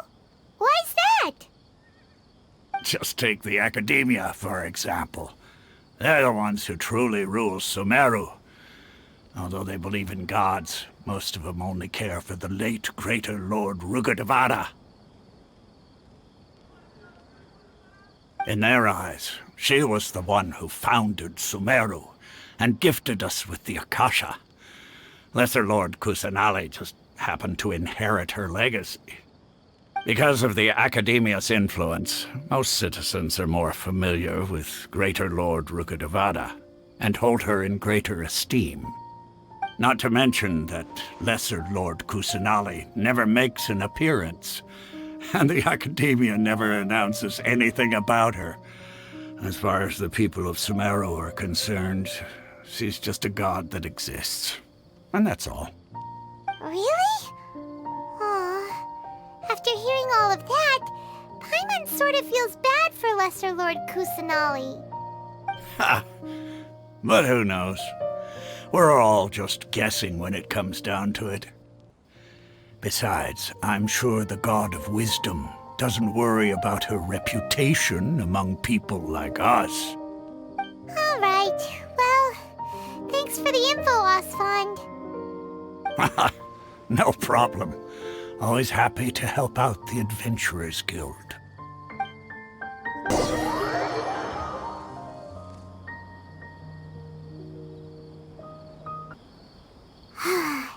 Seems Osfond was right about most people's attitudes here. Not only are they not interested in the Dendro Archon, they even say stuff like, if the Akasha doesn't think I should know, then I don't need to know about it. We've been asking for information non-stop ever since we got to Sumeru. But the harder we try, the more helpless everything seems. Isn't there at least one person in this entire city who cares about Lesser Lord Kusanali? Oh, you two are interested in Lesser Lord Kusanali? Huh? Who are you? From the sound of it, you two are Outlanders who recently arrived here. You've been asking around for information on Lesser Lord Kusanali, right? Oh, I'm sorry. I forgot to introduce myself. I'm Dunyarzad, one of Lesser Lord Kusanali's faithful followers. Whoa, really? Then do you know how we can meet with her? I'm afraid I can't help you with that. But your conversation earlier did happen to remind me of a legend about the Dendro Archon. Sure. It goes like this. Long, long ago, there was a man who heard a prophecy. It predicted that a great calamity was about to befall him. Panicked by what he heard, the man sought out the Dendro Archon in hopes that she would bless him with the wisdom to help him escape his predicament. The man journeyed across deserts and through rainforests and experienced tribulations of every kind. However, he still couldn't find any trace of the Dendro Archon. In despair, he thought, alas, the Archon has abandoned me. He then had no choice but to sorrowfully resign to his fate. Okay, and then what happened? And then, the calamity came. But to his own surprise, the man felt somehow emboldened by the trials of his journey. By relying on his own strength, he managed to overcome the adversity. At that moment, a bird perched upon his shoulder. This bird was, in fact, an avatar of the Dendro Archon. She said, "O Archon Seeker, do you now understand? She and her wisdom have long been found by you. Along your journey, we were in every flower and blade of grass, every ray of sparkling sun, and every breath of dancing wind. So long as you continue to think and ponder, we'll be wherever you go." Yeah, thanks for the story! Paimon feels all warm and fuzzy inside after that. In a way, it seems like this story is also one of the Dendro Archon's avatars. Dunyarzad, since you worship Lesser Lord Kusanali, can you tell us anything else about her? Of course. So did you two know that, I'm terribly sorry, but it seems something's come up now. Let's chat another day.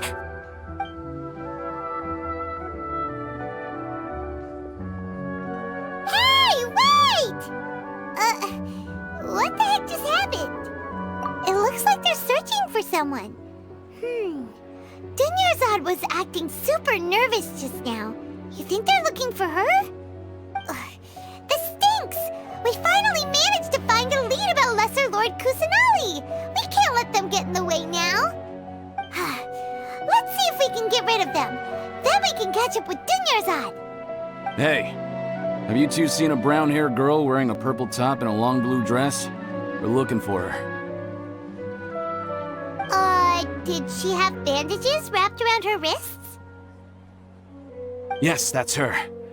Did you see which direction she went? Yeah, she went that way. Quick, after her!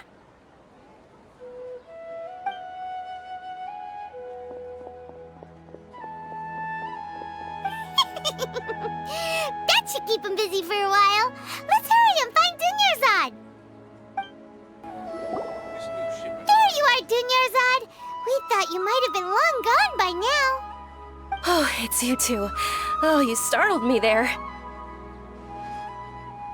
You can relax now. We threw those people looking for you off the trail. Really? Thank you so much. Unfortunately, I believe there's still more of them out there looking for me.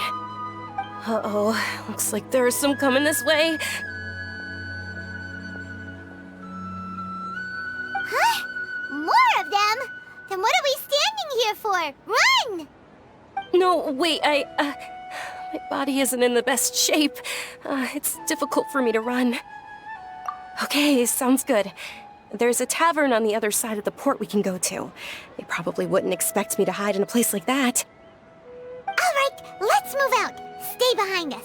We'll keep an eye out for anyone looking for you.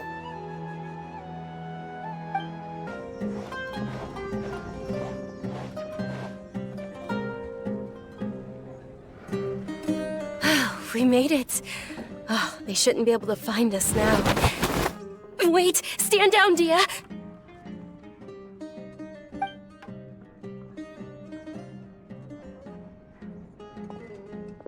My lady, who are these two?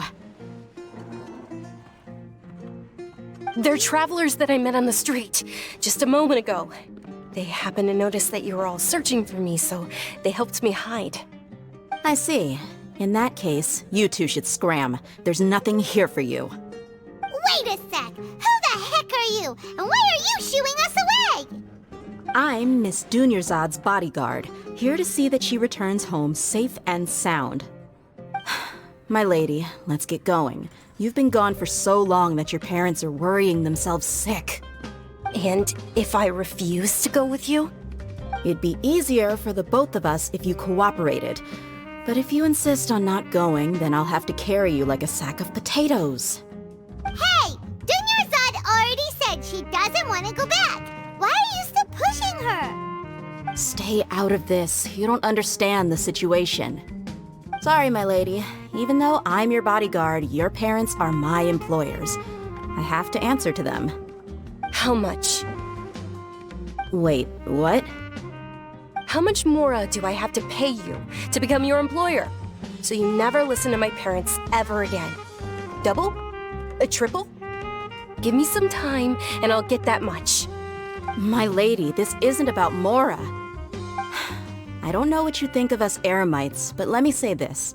I like Mora, but I'll never go against my principles. That's why I'm here looking for you. Sure, it's an order from my employer, but my conscience was also telling me it's the right thing to do.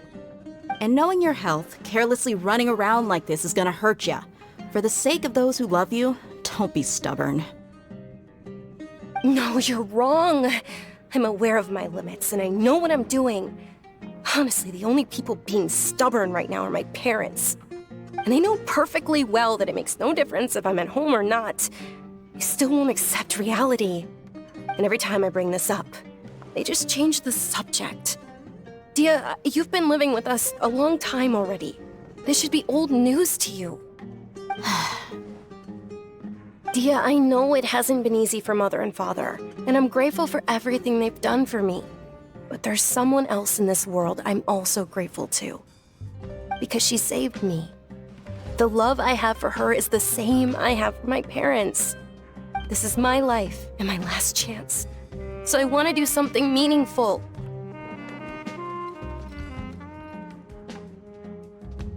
My lady, are you sure what you're doing now is meaningful? Yes, I'm sure. At least, it is to me. Fine, I won't ask you to return home anymore. But let me make something very clear. I'm only doing this because I respect your determination, not because I agree with you. Thank you, Dia. Sorry for being so rude just now. My nerves were acting up. And I even brought up your payment in such an offensive way. Don't worry about it, my lady.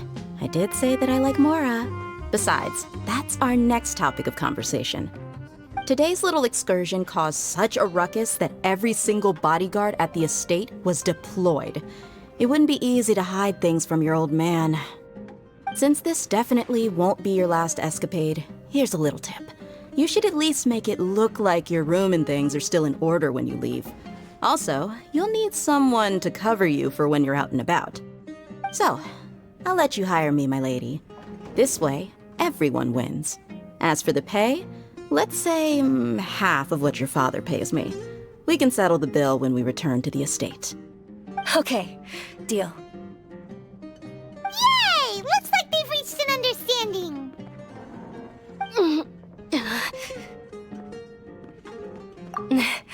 I'm fine, really. I just feel a little tired now that things have calmed down. My lady, stop trying to look tough. We're already in a tavern, so let's rest up and grab some grub. I'm sorry for worrying you two. If you don't mind, I'd like for you to join us. Sure! After you rest up, we want to hear more about Lesser Lord Kusanali.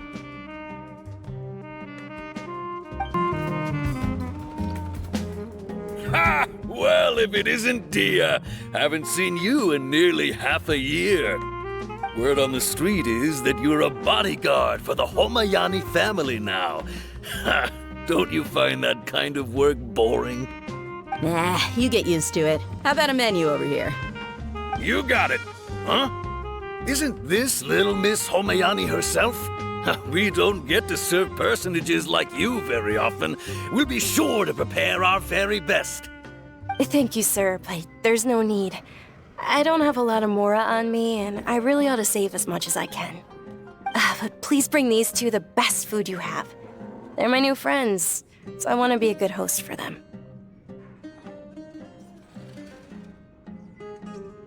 Yeah, we're already super grateful for everything you told us about Lesser Lord Kusanali. How about our coconut charcoal cakes? They're our signature snack, and they run cheap. Look, other customers over there are eating some now. They look kind of burnt and dry. Paimon will pass. What do you have against my slime dishes? Dunyarzad, we asked a lot of people when we first arrived, and almost nobody was interested in Lesser Lord Kusanali. So, what made you want to follow her? Well, remember when you asked me if I knew how to meet the Dendro Archon? Even though I don't know how, I think I've actually seen her before. Huh? Really? Yes, it was when I was a child. At the time, my illness had kept me bedridden for the better part of a year. I was stuck inside and couldn't make any friends, and my parents did their best to find treatments for me. But even then, the Akasha didn't have any helpful information. My younger self no longer had any hopes or dreams. One flare-up was so bad that I was in a semi-conscious state for several days. Then one night, I woke up alone in my room. I was terrified. My body was paralyzed. Even if I cried, there was no sound. At that moment, an ethereal voice spoke in my mind. Dunyarzad, don't be scared. You don't have to cry. Dunyarzad, don't be scared. You don't have to cry. Who are you? How do you know my name? How do I explain this? You might not be able to understand, but actually, I know everything about you. Really? Of course. I know that you're scared of thunder, that you hate taking medicine every morning, and that you love counting the petals on your mom's skirt. Wow, you really do know everything. Dinnerzad, is there anything you want? Want? Not really. I can't go anywhere or do anything. Huh?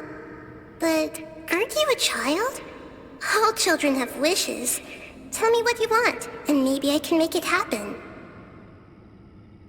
But can you make my illness go away? Oh. I'm sorry. But I'm not powerful enough to do that right now. Then, can you be my friend? After that, the voice said, "Okay, I'll be your friend." Although my body was suffering during those days, that voice encouraged me and told me many wondrous things. Beyond my window was the flourishing Sumeru city. Beyond the city was a lush rainforest. And beyond that was the wall of Samiel, deserts, and all of Tevat. Once I finally made it through that bout of illness, I couldn't hear that voice anymore. I told my mother about it, but she said that I must have been dreaming. But I know that that voice wasn't a figment of my imagination. Before that, I had never heard of Tevat. Yes, for sure. If it weren't for that voice, I would have never grown curious about the outside world, nor would I have learned how to read and enjoy so many books. That voice sparked a desire for wisdom. It had to have been the Dendro Archon. I've been hoping for a chance to repay her kindness. In fact, I was running around today to help prepare the Sub-Zerus festival for her. What's the Sub-Zerus festival? It's Lesser Lord Kusanali's birthday, which was the day that she was found by the sages. It's actually an old holiday that originally celebrated Greater Lord Rukkhadevata's birthday. When she passed away, the holiday eventually became a celebration of the Lesser Lord's birthday. I heard everyone was overjoyed when they welcomed her back to Sumeru. In those days, the festival was a huge deal. But because of the Academia's influence, people have gradually lost interest in the festival. The Academia actively participates in Sumeru's many holidays dedicated to Greater Lord Rukkhadevata. But when it comes to the Sub-Zerus festival, forget any funding. They practically act like it doesn't exist.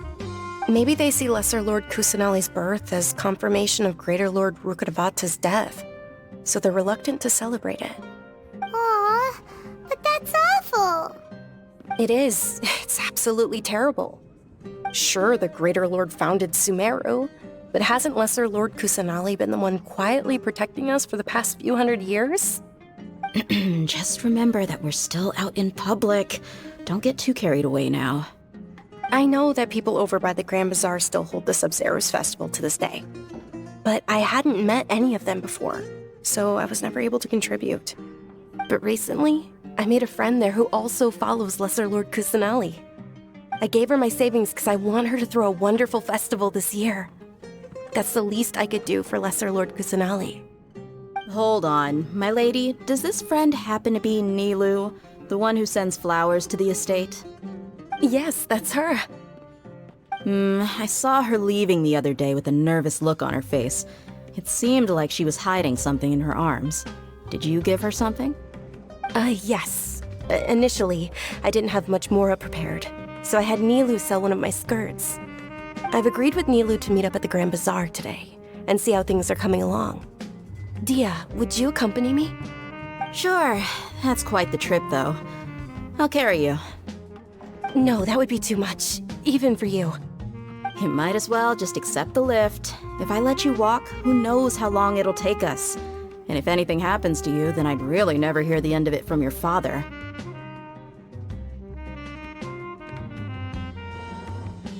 But of course, Nilou will be thrilled to hear there are more people interested in Lesser Lord Kusanali.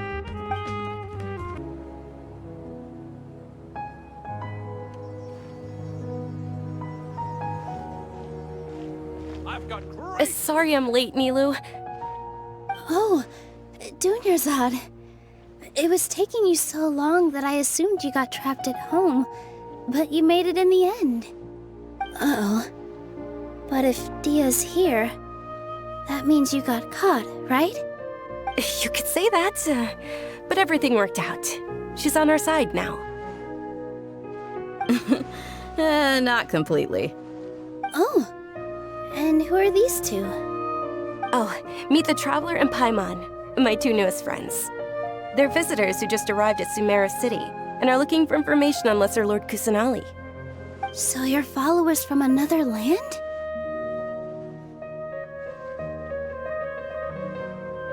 Oh, really? Well, that's okay. You're still invited to the Sabzeruz Festival.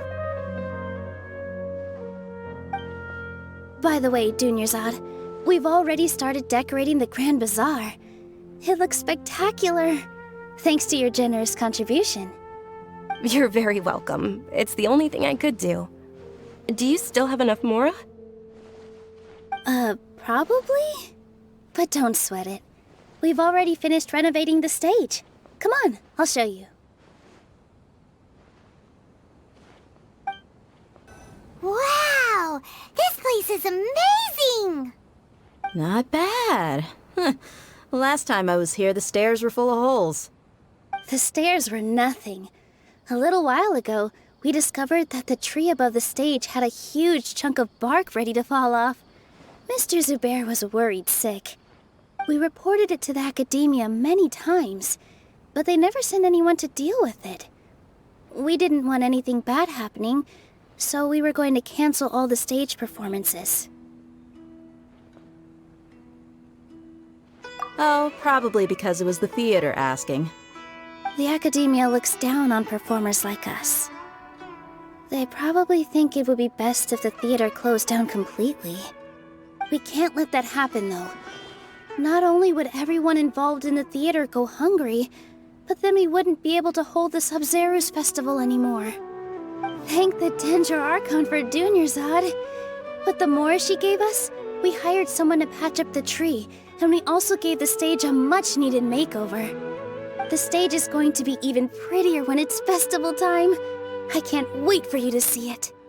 And I can't wait to see you on the stage. You've been practicing so long already. It's almost time for your dream to become reality. It's our dream.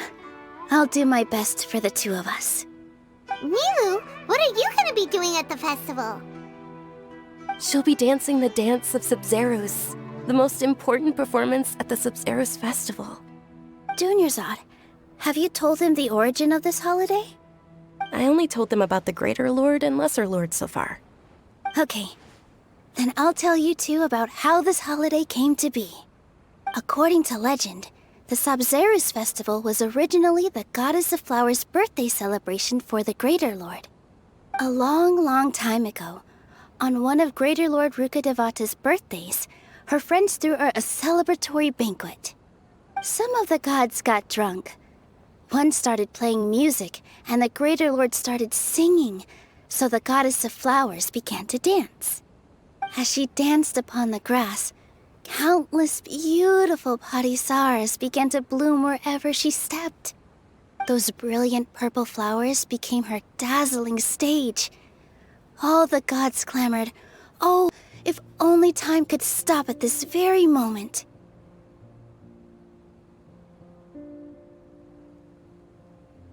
Of course they did. When people mention the gods, they always think of the Archon War. But Sumeru's gods also had happy times. Although they aren't around anymore, they're preserved in our tradition of dance. This outfit I'm wearing is apparently based on how the Goddess of Flowers looked. Though we're just tiny people compared to the Divine, we still have to do our best to make sure that the birthday girl feels loved on her special day.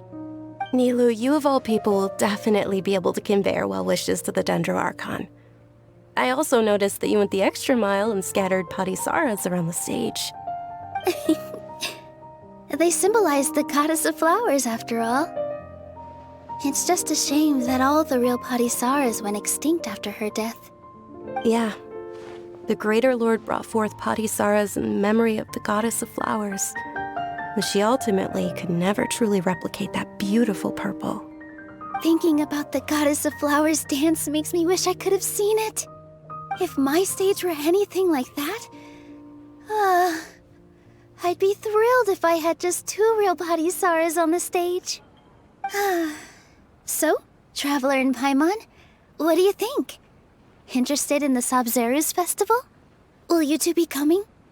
All of Lesser Lord Kusanali's followers will be there for her birthday. It'll be a good opportunity for you to learn more about her. Ooh, Paimon thinks that's a great idea! Of course Paimon wants to watch. Those 2 things aren't mutually exclusive, you know. So how about we all attend the Sabzeruz festival together?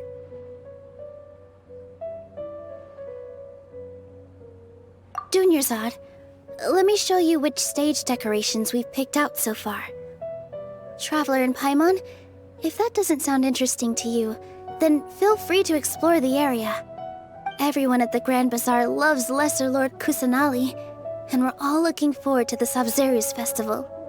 In that case, we'll take a look around. Hey! Is that who Paimon thinks it is? It looks like Catherine.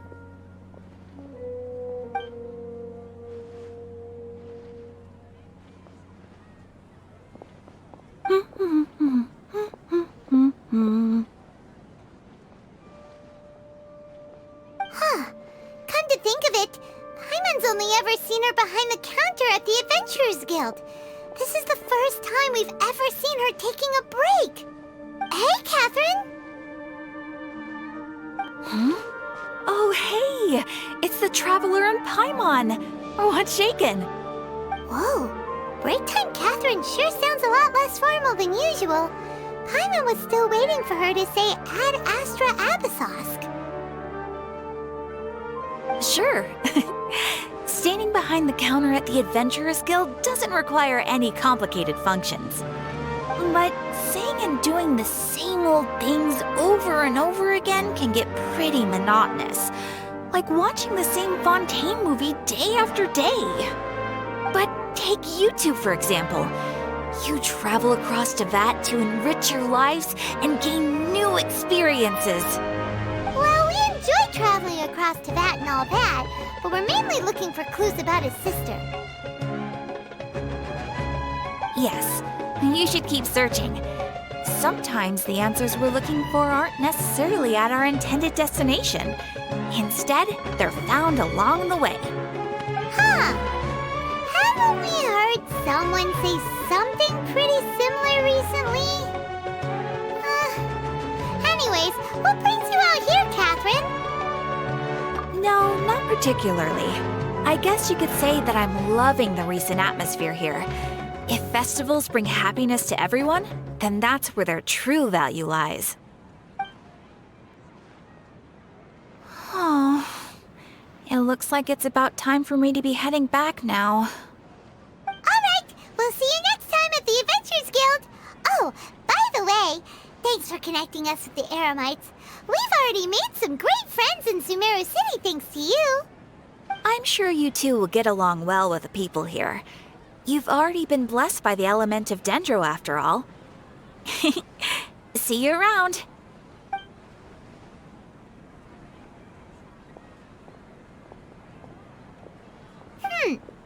There's something really different about Catherine today. Hey, Traveler. Paimon. Oh, hey, Dia. What's going on? I've got something to tell ya. My lady knows you're looking for ways to meet Lesser Lord Kusanali, and she's been trying to come up with a way to help you. Well, I have an idea that might help. Are you serious? We'd love that! It might not necessarily pan out, so don't get your hopes up too much. I'll need to take you two somewhere and ask someone some questions. My lady is feeling a little worn out at the moment. Nilu's found a place for her to rest. After I take my lady home, let's meet in front of the Citadel of Regzar. Sounds like a plan.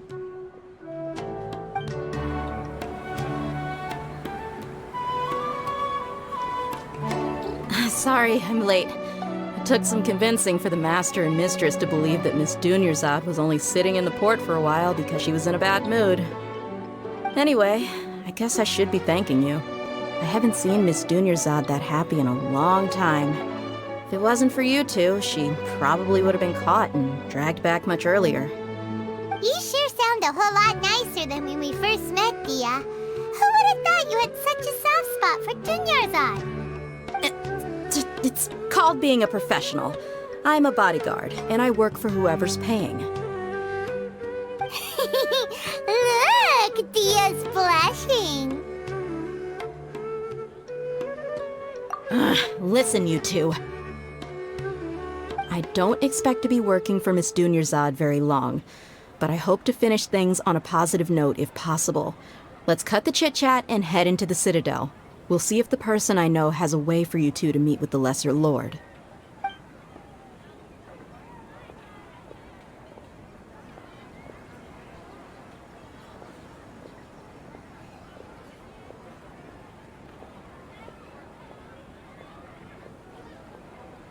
Oh, hey, Chief. Ha, Dia! What are you doing here? And well, didn't expect to see you three together. I take it you all know each other already? Mm-hmm. We met this morning after the Adventurers Guild pointed us to Osfon for more info. No kidding. Huh. So, where's Ruksha? I thought I'd help these two out by asking about the theft. Anything you can tell him? Ruksha's gone over to the Academia. The Grand Sage recently ordered Sumeru City to begin bolstering its defenses, so people from all over have been called back to the city. Since you've already mentioned the theft, I suppose I might as well tell him what we know. Appreciate it, Chief. Theft? Sorry, what the heck are you guys talking about? Just recently, the Academia lost something, and there's a chance the item is connected with the Dendro Archon. This case might just somehow help you in meeting her. I suppose that's one way to look at it. But if you ask me, the case is more about the Academia than anything else. Let me fill you in. The Academia recently sent a convoy to pick up an important package from Aru village. Word got out, and the convoy was robbed on its way back. The Grand Sage took the whole matter very seriously. Not only did he dispatch the Matra, but also enlisted our help in the search for leads. All we know so far is that whatever was stolen is currently in Port Ormos. You two have heard of Port Ormos, haven't you? It's the largest commercial port in all of Sumeru. You can travel there by leaving Sumeru City and heading south along the river. The Academia's grip isn't long enough to reach all the way to Port Ormos, so the city's a little more laid back, meaning the population's also a mixed bag. You never know who you'll meet there. Apparently what was lost has a great deal to do with the Akasha, knowledge, and even the gods. I'm afraid I don't have any other details for you, though. If you're interested, maybe you could head to Port Ormos and ask around yourselves. If you want my advice, try introducing yourselves as students of the Academia once you're there. Are you serious, Chief? All the Academia students are in Sumeru City, you know. Why should they pretend to be students in Port Ormos? If you're also interested, just go there and see what happens. Count me out. I've got plenty of work to do here for the Homayani family. And take it from me, if you two really do decide to visit Port Ormos, you'd best watch your backs. Let's just say that the Eremites there aren't nearly as friendly as those here in Sumeru City. There are even some extremists who go around shouting slogans like, "Retake Sumeru for the Scarlet King." Word is that more and more are joining their movement. They're becoming a real headache for Chief and the others. You bet they are. The Scarlet King's been dead for thousands of years. Now they start spreading rumors of his return. Ridiculous. Not everyone's like you, Chief. Even the desert natives who abandoned their homes in the wilderness still wish to have a god of their own. Well, Traveler, that's about all the information we have for you.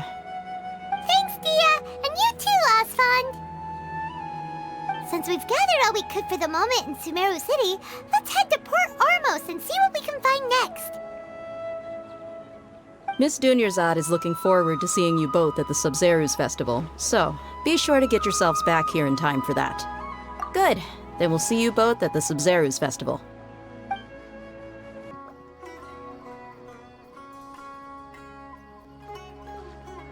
Port Ormos is pretty great. There's so many new and interesting things, not to mention all the tasty food. Sumeru's largest commercial port sure lives up to its name. Look at all the merchants, and everyone seems excited just to be here. How did things end up like this? All thanks to your artistic license. That's how. I should have made you wait until we got an update from Tanja. But when I finished the prototype Aranara yesterday, you agreed that the kids would like it. That's why we tried bringing it out for a test run today. Well, I never thought they'd dislike it so much.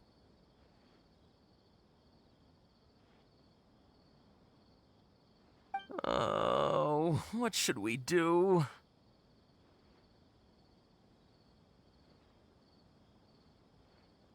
Whoa. Yeah. Compared to everyone else, they seem really down in the dumps. Let's go find out what's going on. Oh, hey there. Paimon's name is Paimon, and he's a traveler who is just passing by. Is there something bothering you? Oh, I noticed you two a moment ago. Welcome to Akara Crafts, the best toy store in Port Ormos. At least for now. What's bothering us is this prototype Aranara. To start with, could I get your opinion on it? Prototype Aranara? You mean this wood carving here? It looks like a mushroom monster to Paimon. Oh, there we have it. The verdict is in. What a headache. Not the first negative feedback we've had. So, what exactly is a prototype Aranara? So for context, Aranara are magical creatures in Sumeru fairy tales that live in the forest. For the store's 20th anniversary, we plan to release a series of hand-carved toys based on the Aranara stories that kids know and love. This is a prototype we made to get an idea of how they would react. But when we put it out there, the reaction was not quite what we'd anticipated. They thought it looked like a mushroom too, huh? No, worse than that, actually. I can't quite describe it, though. And I'm also not very good with kids. Maybe you could ask them for yourselves.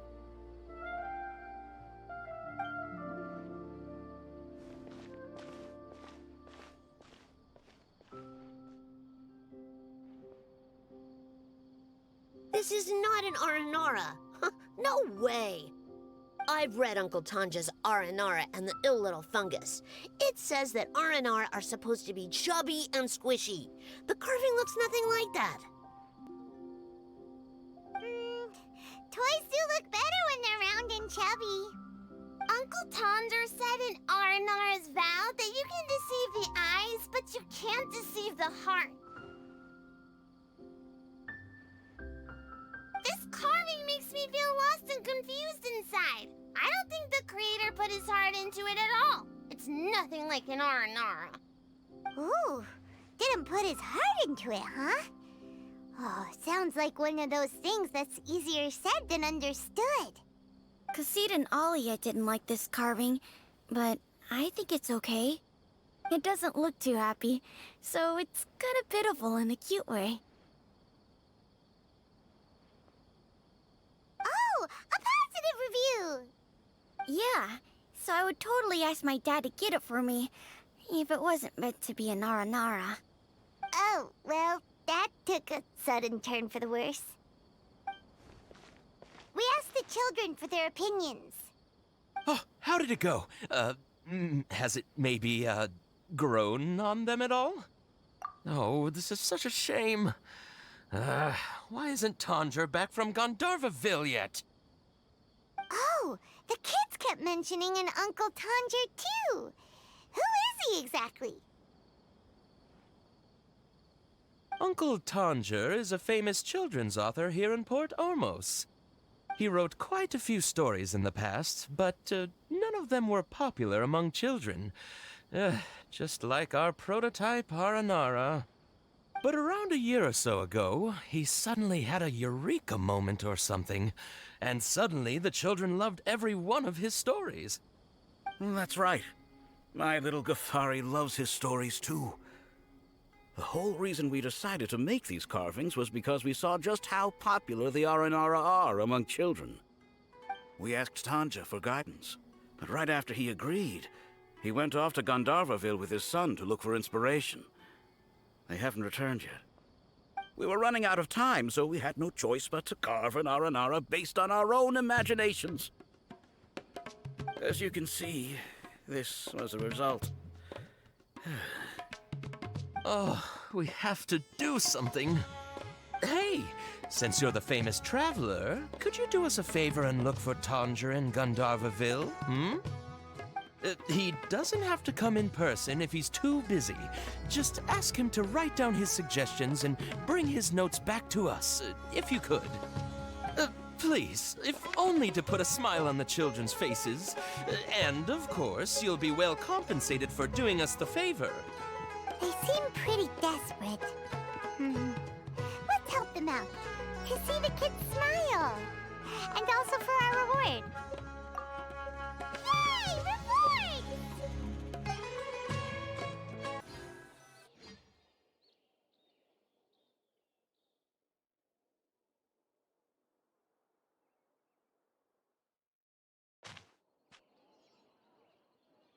Come and have a good look yourself.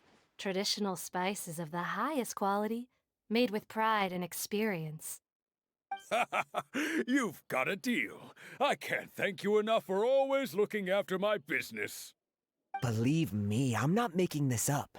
Several Eremite mercenary groups are nearly in open conflict, but does the core of 30 care? And that's not all. Did you know that... Wow! Talk about hurly-burly! This place is busy! Guess that's only to be expected for the largest port in Sumeru. Maybe it's because of what Dia told us earlier, but Paimon can't seem to shake the feeling that there's also danger lurking in these crowds. Ooh. Let's get our bearings so we can start looking for leads. We know that whatever the Academia lost is related to the gods. But other than that, we don't have much else to go on.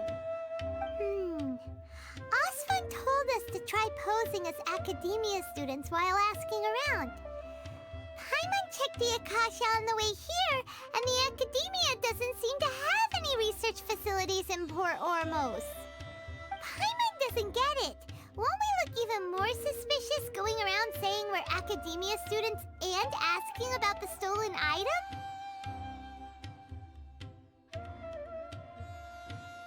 Well, given all the people that come through here every day, if there's any information to be found, Paimon bets we could find it in the market.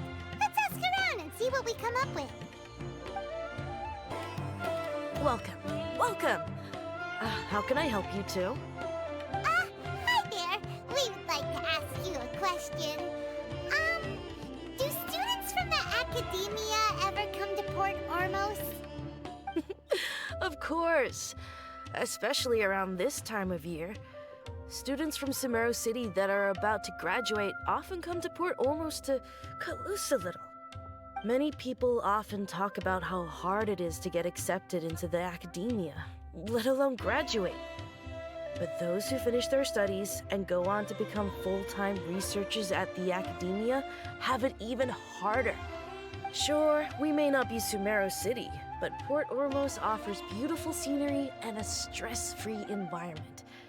Some even say it's good luck to come to Port Ormos, so students and researchers come flocking here when things get to be too much at the academia. Ah, you see over there? Those are students from the academia. They've been looking worried and miserable ever since they got here a few days ago. If you ask me, the life of a merchant is better. So long as the Akasha teaches us what we need, then life is good. Those students seem to be discussing something. Let's see if we can listen in. It's no good. I've tried asking around, but I haven't been able to learn anything useful. Not to mention that a bunch of scary-looking Eremite mercenaries have been posted along the streets now. There's been a lot of fighting between the different Eremite factions in Port Ormos. If we choose to move on our own, then it would be wise to steer clear of them. Especially the group that's constantly shouting some stuff about the Scarlet King and some resurrection. I've even heard that the Citadel of Regzar is starting to get fed up with them. What was that group called again? Ein something or other? They're called Ein El Akhmar. Today, I heard that the thing we're after might be in their possession at the moment. Wait, come again? Don't you see? Many of the Eremites in Port Ormos deal with trading this kind of thing. They're usually pretty wary of outsiders, but not so with students of the academia.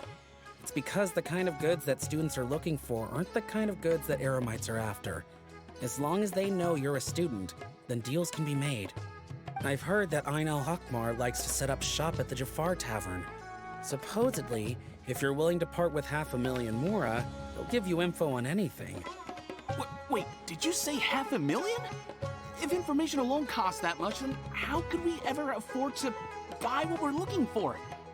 I guess we might as well give up on trying to graduate this way.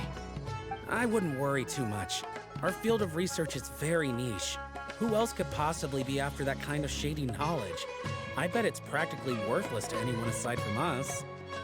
Well, I guess that makes sense. Then the only thing left for us now is to find a way in. Why don't we all just pool our money together and pay for the information? Whoa! Did you hear that? A niche field of research and shady knowledge? It all sounds pretty suspicious to Paimon. Is knowledge something people just buy and sell like that? So, what's our plan? Wait, didn't you hear what they just said? Buying information is going to cost us 500,000 Mora! Have you lost your mind? Oh, all right. Paimon never thought she'd agree to parting with that kind of Mora. But if you know what you're doing, then we should give it a shot. Oh, you've arrived. Please, take a seat. So, they think that they can go toe-to-toe with the boss? Ha! Once we reclaim the power of the Scarlet King, they'll be the first that the boss punishes.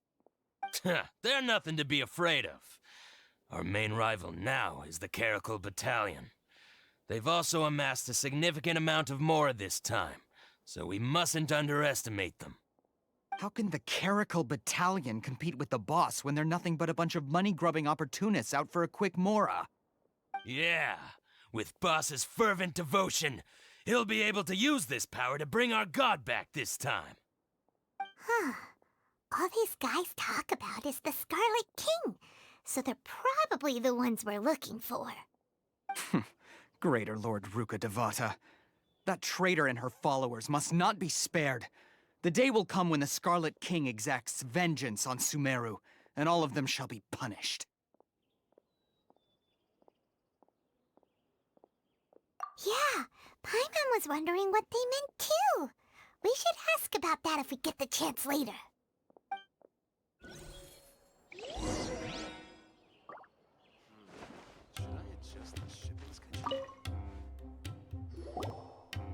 Huh? Who are you? What do you want? A student? What's a student from Sumeru City doing in Port Ormos?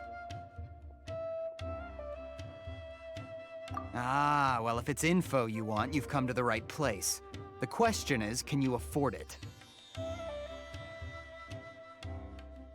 Huh? What is this, some kind of joke? Oh! Sorry! He must have grabbed the wrong amount! Hey, what do you think you're doing? Oh, Paimon can't stand to see so much more go. But there's no other choice right now.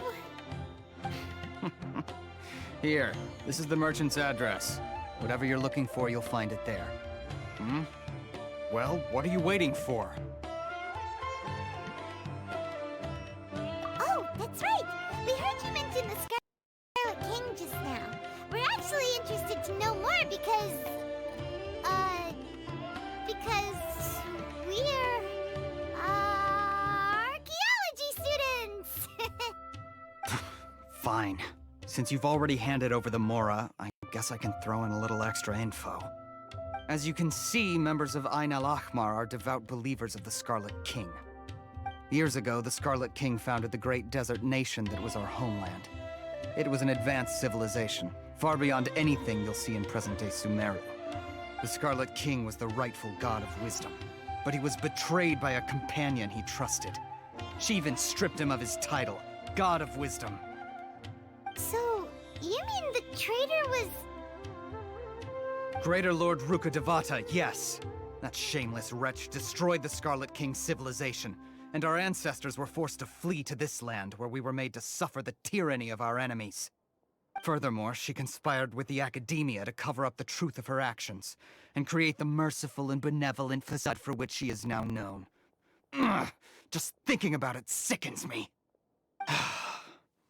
But the story doesn't end there, oh no. The Scarlet King isn't truly dead. The voice of the Oracle has been heard in the desert, prophesying his resurrection. Mark my words, our god shall return. And when that day comes, all followers of the traitor and all the desert dwellers who have forgotten their true god will suffer retribution together. If what I'm saying makes you shiver with fear, it might not be too late for you to become a believer of the Scarlet King. I don't have anything to say to you Academia people about that. I think this conversation has reached its end. Not just yet. This man is a fraud. Huh? You again?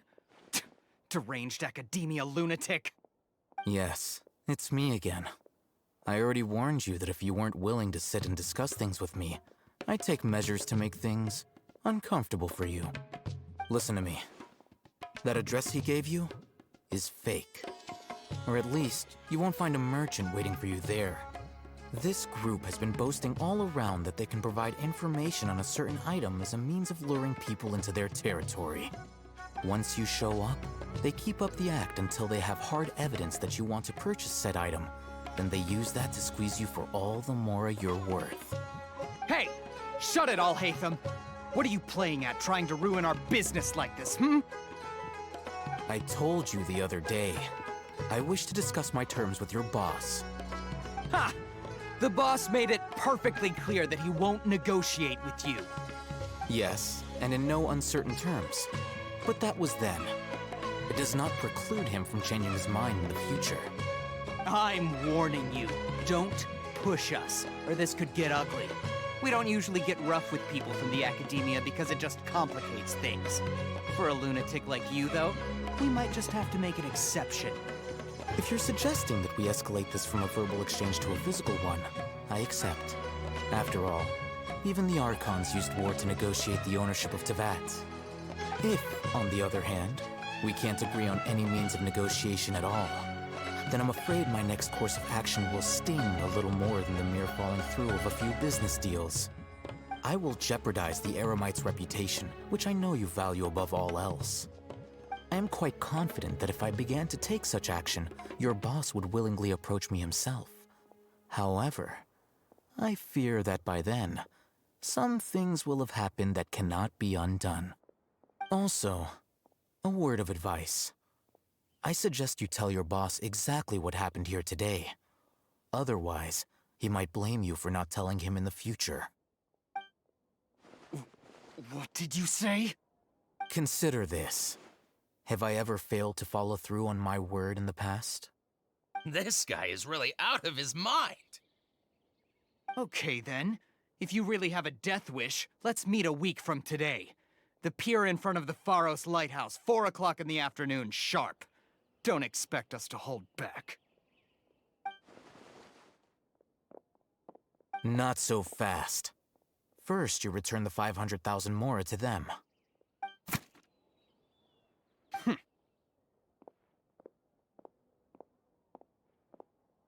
Please, I beg you, don't provoke them. We can't afford any trouble with this crowd. They haven't even paid for their food yet. Ah, Mr. Iman. There appears to be fewer staff in the restaurant recently. This wouldn't happen to be because they're all busy spreading the word to the students, would it? Well... Someone who chooses to do business with a group like that really can't afford to get so flustered the instant someone confronts them about it. Consider the meal compensation for our silence. I'd say you're getting an excellent deal. Whoa, did you see that? He not only got us our Mora back, but sent the Amorites running too! Plus, he seems to know a lot about what's going on around here. Let's catch up with him and ask some questions! Wait up! It's ALHAITAM, right? What do you want? No need for thanks. My goal was to get to them, and you two gave me just the opportunity I needed. We're even. Oh, I advise you to keep your distance from them. Since they weren't able to make off with your Mora in the end, they might harass you again in the future. All right. Goodbye. Hold your horses! We still have something to ask you about!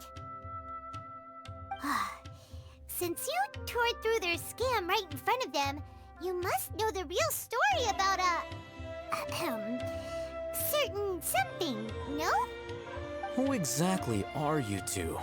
And why are you inquiring about that? A student. Right. Look, you should know that those thugs conducting business with you had nothing to do with your lie.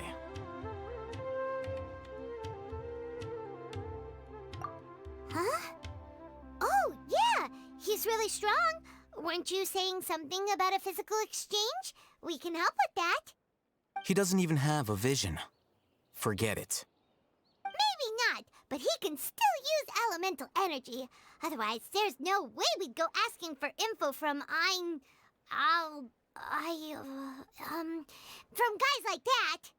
Those hot-headed thugs are definitely gonna bring a lot of backup for your next meeting. Even if you don't go alone, you won't regret taking us with you.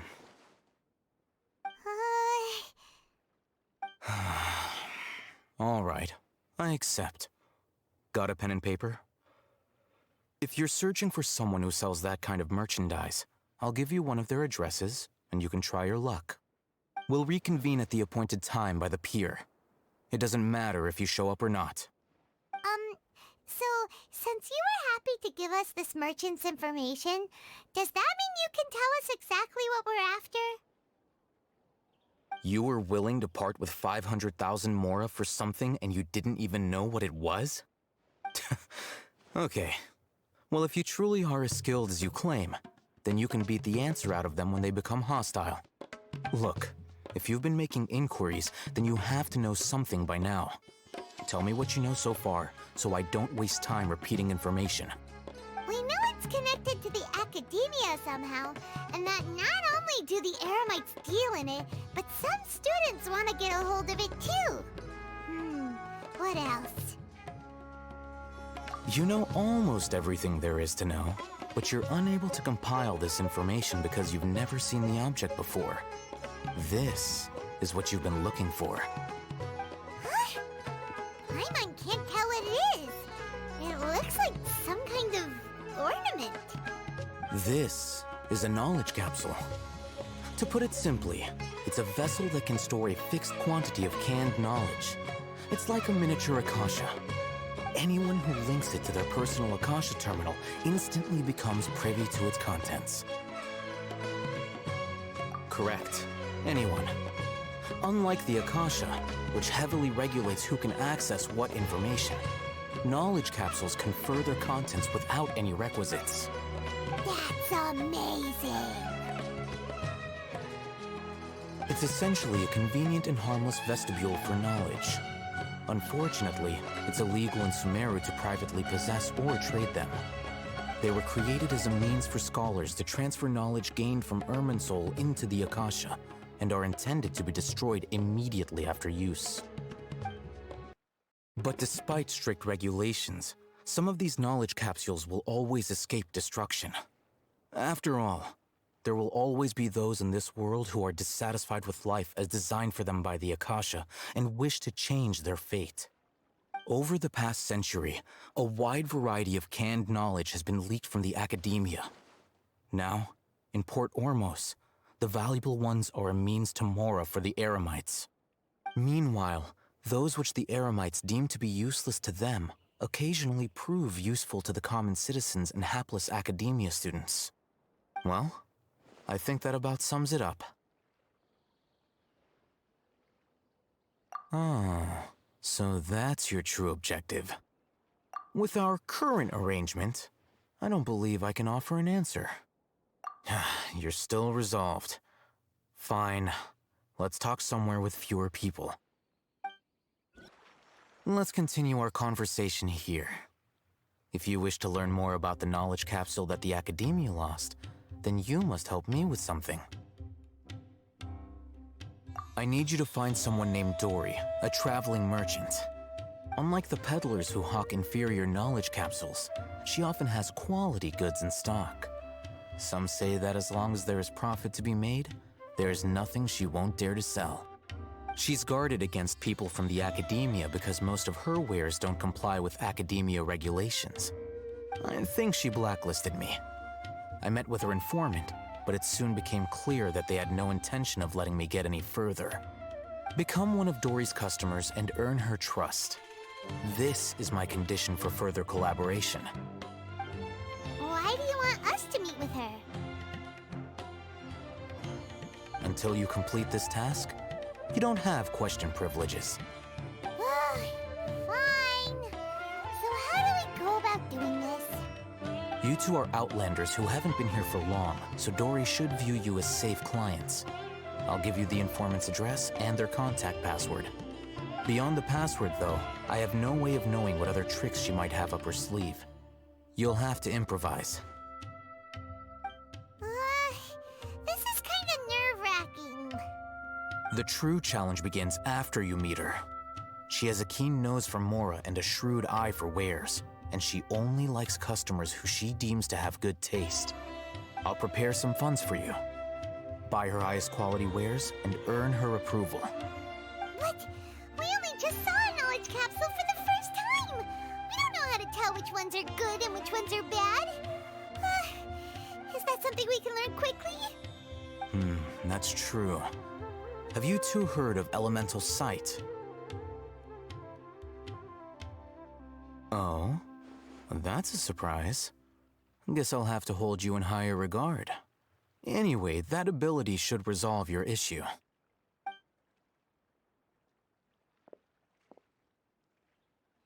Here are 2 knowledge capsules. Tell me, can you detect any difference in their quality?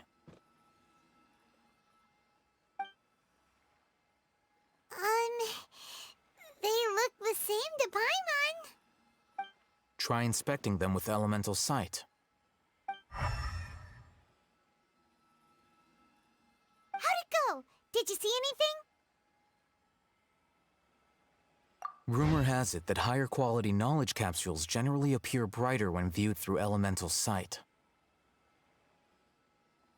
That's because knowledge originates from Irminsul, the root of Dendro power itself.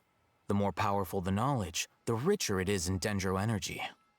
However, some canned knowledge with a high concentration of elemental energy is of little use in contemporary times, so those capsules are of little value. Using elemental sight is merely a stopgap measure, but it should suffice for earning Dory's trust. That sounds pretty impressive.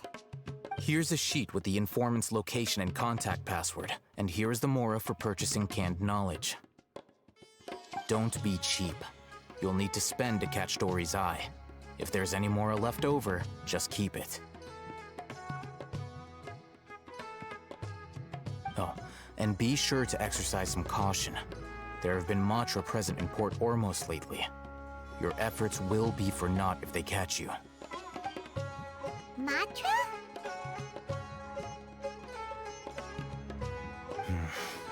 They belong to the Academia's regulatory body.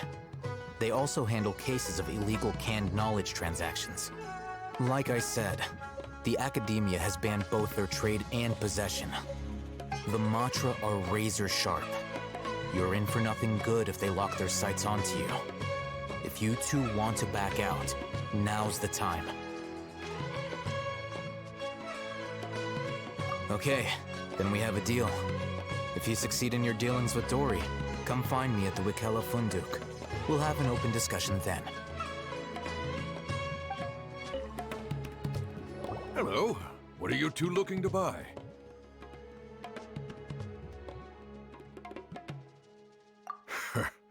What a unique palette. We have unripe hara fruits, but we usually keep them in the back. I'll have someone escort you. Following the paper got us past the first round. Ronak, these two want to buy unripe hara fruits. Show them to the warehouse. Got it. You two, please follow me. Before I retrieve your products, please forgive me, but we may not have sufficient stock for you today. Earlier, many of our hara fruits were taken by mice. Thanks. If better goods come in, you'll be the first to know. You look like you have some skill. Why don't I pick out some fruits that'll make you dizzy? Yep, that's the right answer. But eating hara fruit that makes your head and ears ring sounds like a bad life decision. Would you like your hara fruits to be packaged in the Sumeru City or Port Ormos style? Wow, you two sure are generous customers. We'll be sure to package your products beautifully. Okay, everything has been confirmed. Miss Dory is waiting for you up at... Shoot, it's the Matra! Run! What? The Matra? Where? ALHAITAM said we're done for if they catch us. We gotta get out of here.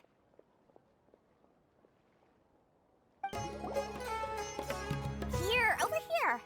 You can stop running now.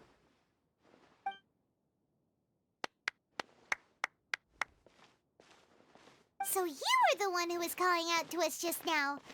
But, are we definitely gonna be safe here? These two good customers wish to buy some hara fruit, Miss Dory. And if there's nothing else, I'll just excuse myself. Oh, very good. Thank you. Huh? Wait, you're Dory? I'm unsure thought you'd look a whole lot scarier. Hey, what are you trying to say, Princess Pea-Brain? I can be scary enough when I need to be, believe you me. If you don't watch what you say, then you can forget about doing any business. But it seems you two have actually done pretty well so far. Not only did you manage to find the informant, your reactions were also pretty sharp. You don't really look like criminals or anything, but I bet my Mora that you've been involved in some shady dealings, haven't you? Paimon's not sure if that's supposed to be a compliment, but we'll take it. I can't risk doing business with people who start huffing and puffing after just a few paces. No matter how much Mora they might have. Not only will they get caught by the Matra, but they'll also get us into trouble. As decent folks trying to run an honest business. We don't need any of that. Wouldn't you agree? So that's why I prefer to have customers like you. It's your first time here, but don't worry. I won't ask too many questions. Even if you wish to buy enough knowledge capsules to decorate your house with, please, knock yourself out. As long as you have lots of round, shiny Mora, then we're all good. Ah, yes, of course, of course. Go ahead. Help yourselves. Voila! Wow, she has a trove of canned knowledge. Whew. She'd probably be in serious trouble if the Matra caught her with all this. What kind of products do you seek, my dear customers? Don't worry, I'm not interested in your reasons for buying. I can, however, offer some suggestions. Take this one, for example. An analysis of the sociological ideology and dialectics of the Hilichurls. Only 3 people in all of Teyvat have ever studied it, making it extremely rare. It's on sale now for 350,000 mora. Yeesh, who would want to be an expert in that topic? Or how about the architectural styles and construction methods of Teyvat in the early Archon War period? With this one, you can become an expert in historic architecture preservation and find an excellent, well-paying job in nearly any nation. Ooh, now this sounds like it could be useful. 2 million mora, and it's yours. No discounts. Whoa!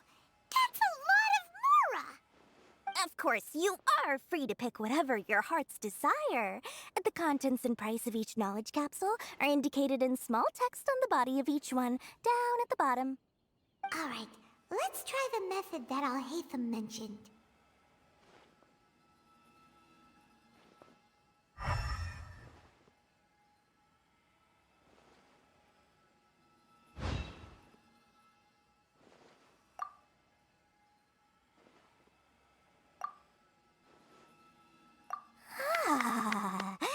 You've really got a good head on your shoulders, and quite the eye for quality.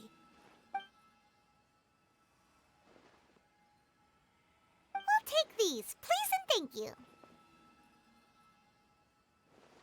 My oh my, you are blessed with a taste for both the exquisite and the extravagant. Customers like you are a rare breed. 1 in 100. No, 1 in 1,000 even. Listen, I have a special offer for you two. If you spend just 100,000 mora more, you can pick any knowledge capsule of your choice up to a value of 1 million mora. Say what now? Hey, did you hear that? Spend another 100K and we get a capsule worth a whole million! But all the canned knowledge we just bought is easily worth 500,000 mora. If we spend just a little more, we can get something worth 1 million mora. Isn't that a fantastic deal? Think about it. We've gone to all this trouble to get this canned knowledge. And so far, everything we bought belongs to ALHAITAM. Aren't you even the least bit curious about how this whole canned knowledge thing works? We're talking instant knowledge here. Don't you want to try it yourself? Come on, come on! We still have around 100,000 of ALHAITAM's mora left, so let's put it to good use by finding something useful for you. Ahem, you've got a deal, Dory. We'd like to spend an extra 100,000 mora. Excellent! Then please, select from this fine collection of canned knowledge over here. Hold on a second. Paimon thought we could choose whatever we wanted. Why can't we choose the ones from over there? Oh, but my dear customer, the knowledge capsules over here are worth 1 million mora each. I'm sure discerning customers like yourselves will be able to find something to your liking. Please, take your time. Uh-oh, Paimon has a bad feeling about this. Let's use Elemental Sight again to check these.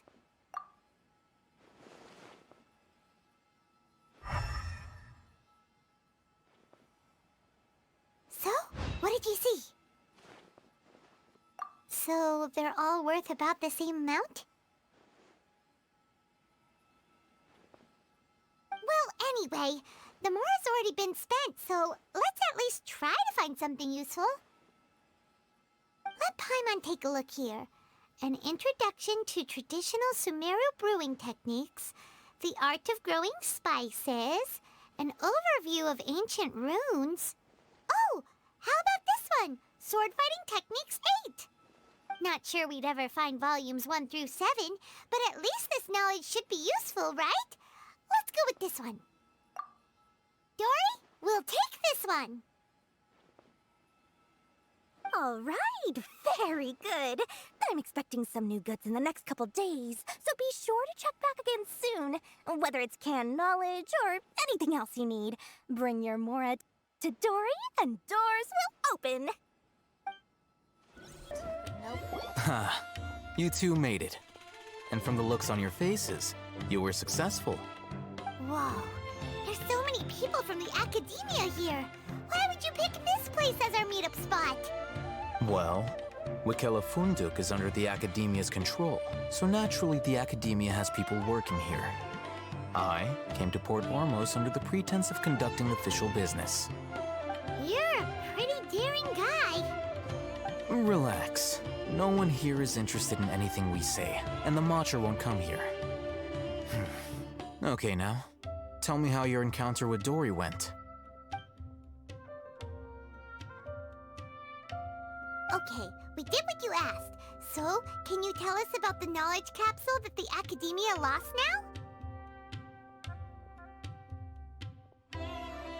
Before that, I have to ask, why are you two so intent on tracking it down? You don't have to answer, of course. Yeah, he just wants to meet the God of Wisdom and ask her about something important. We've been in Sumeru for a while now, but we still haven't found a way. When we heard that the Academia had lost something that might be related to the gods, we came here in case it turned out to be our lucky break. In that case, you're on the right track. A short while ago, the Academia lost a knowledge capsule in the desert. It's supposedly a divine knowledge capsule. Use it, and you'll gain the wisdom of the gods. Wow, there's really such a thing as that? Hey, if we find it, do you think we could learn how to meet the Dendro Archon? Ooh, or how to find your sister?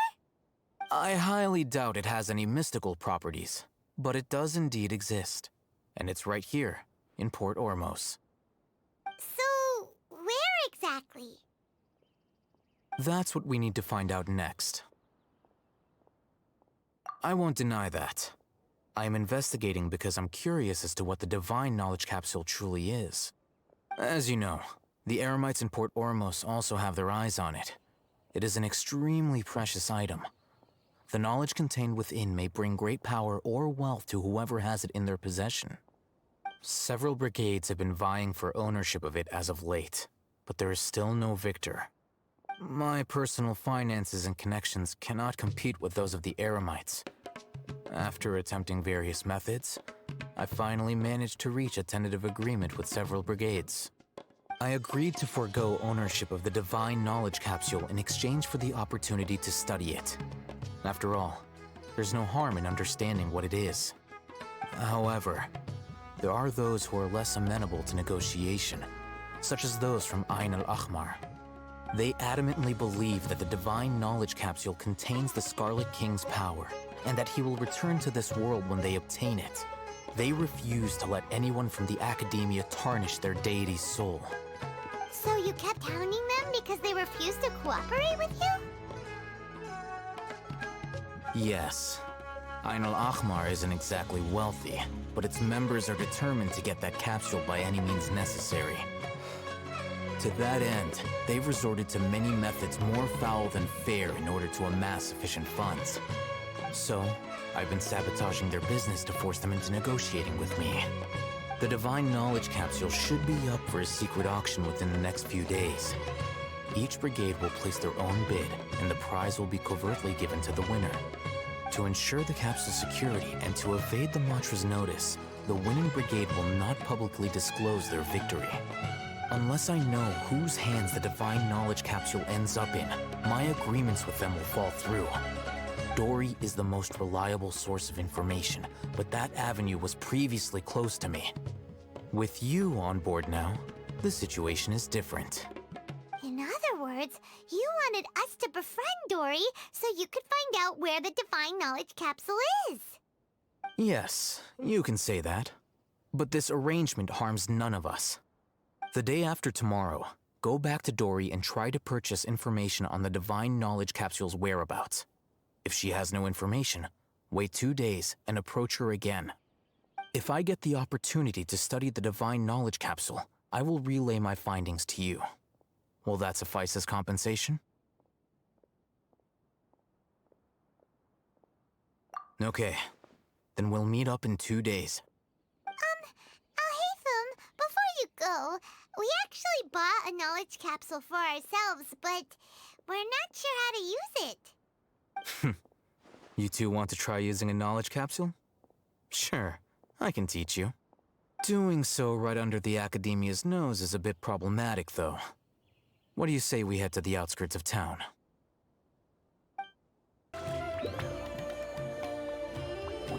All right, this place works. Show me the capsule you purchased. Here. Sword Fighting Techniques A8. Huh. A combat class knowledge capsule.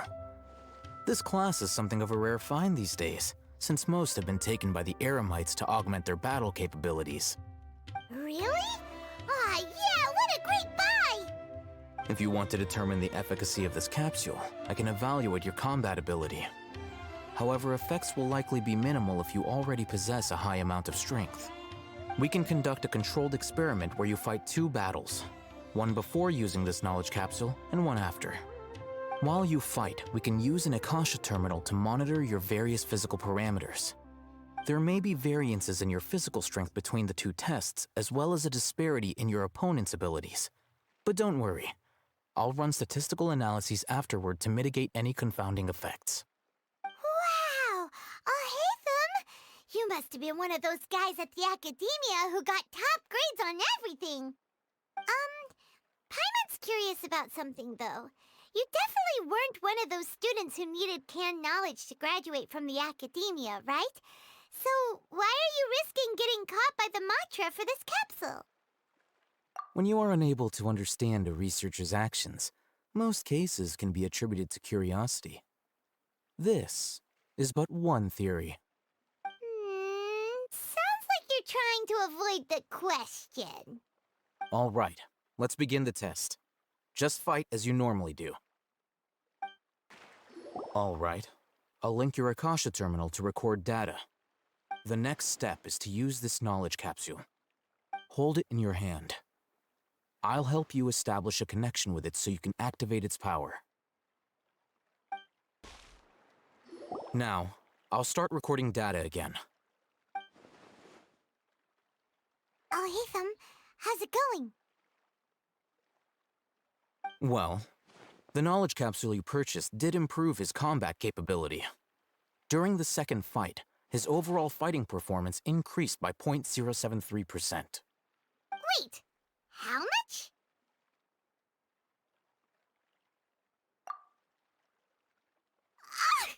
Dory's such a jerk! She totally scammed us! 1 million mora? This thing isn't worth a tenth of that amount! Of course, this could be because he is so powerful that the capsule's contents were unable to produce a substantial increase. At the very least, this test allowed me to gain more insight into you two. Our deal seems increasingly worth my investment. I'm heading back to Ikela Funduk. I await your response in 2 days' time. This is Mora for when you ask Dory for information. Pay her as much as she requests. Here, over here! Oh, welcome back, my loyal patrons. What can I do for you this time? You name it. Canned knowledge, supplies, or anything else you need. I'll find a way to get it. Where there's a waterfall of Mora, there's a way. Can you really get us anything we want? Anything at all? Aha! So it appears that canned knowledge alone is no longer sufficient for your opulent appetite. Then please oblige me. Tell me what you have in mind.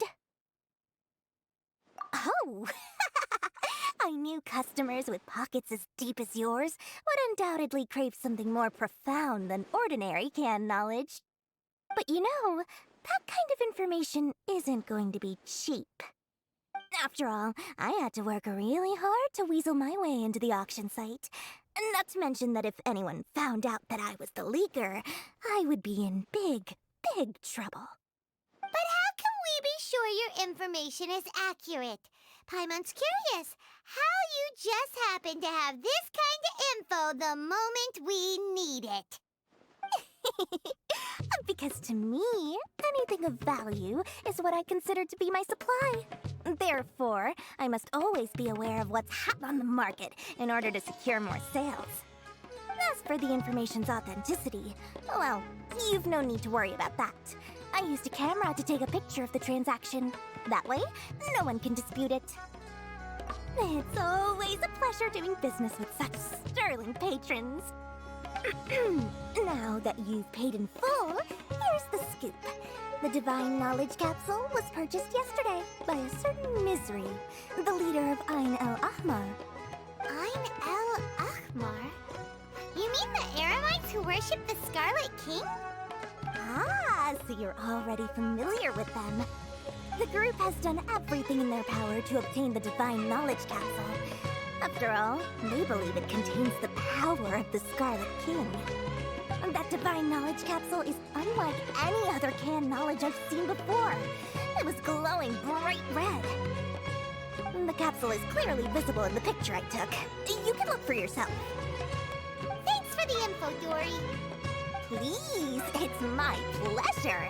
It's all thanks to discerning customers such as yourselves that my efforts yesterday were not in vain.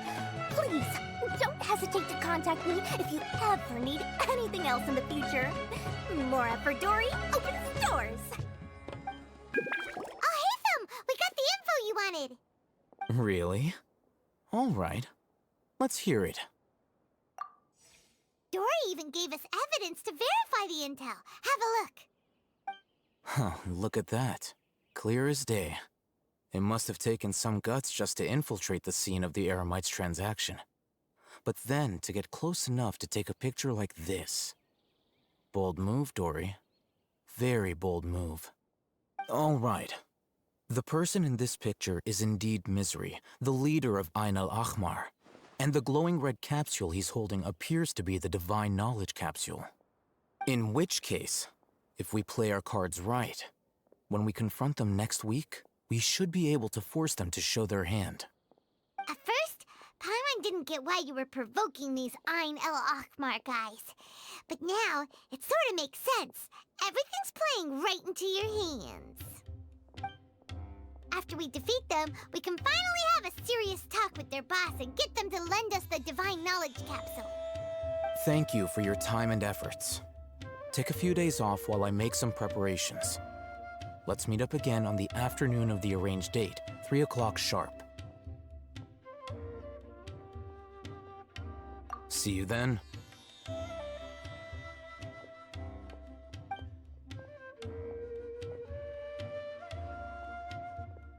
ALHAITAM sure is taking his time. Where could he be? Oh, there he is. Sorry to keep you waiting. Let's head to the pier in front of Pharos Lighthouse. Yep, let's go. ALHAITAM. I knew you were crazy, but I didn't know you were crazy enough to actually show up. It was I who demanded that these negotiations take place. I was more worried that you might go back on your promise. But to your credit, it appears that you're sticking to your word. This is turning into quite an occasion. I also brought some backup. I assume you don't mind. Backup? Aren't you the brat from the restaurant the other day? You've come to support this lunatic because he helped you out? Fine, your funeral. I'm not going to mince my words. Once we're done with you, you'll be nothing more than fish food. Get 'em, boys!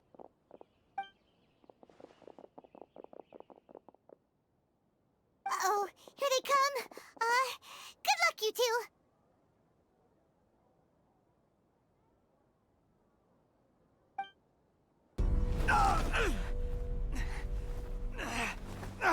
Academia scum!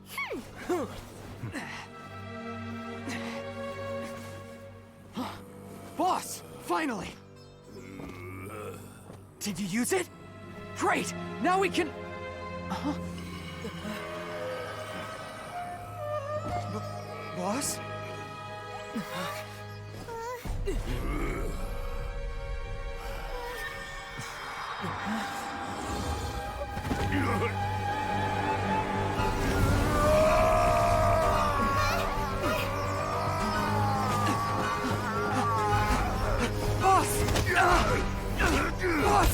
What's wrong? What happened to him?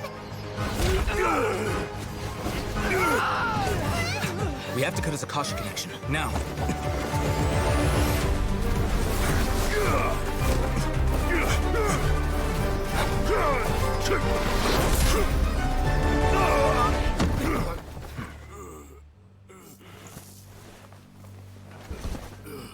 Target acquired. Arrest him!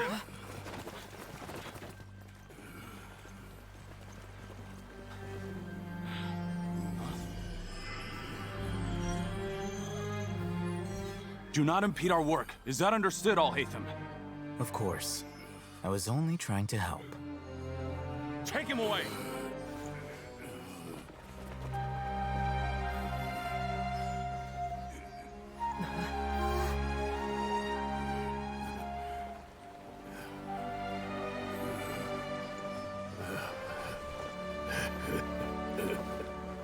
World, forget me.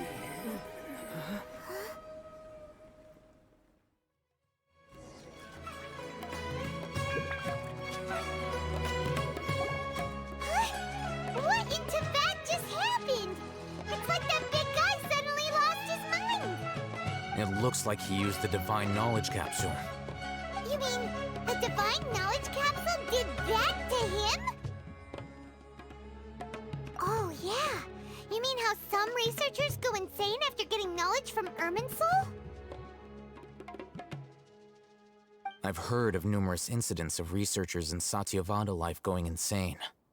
The state that man is now in suggests that this is a similar situation.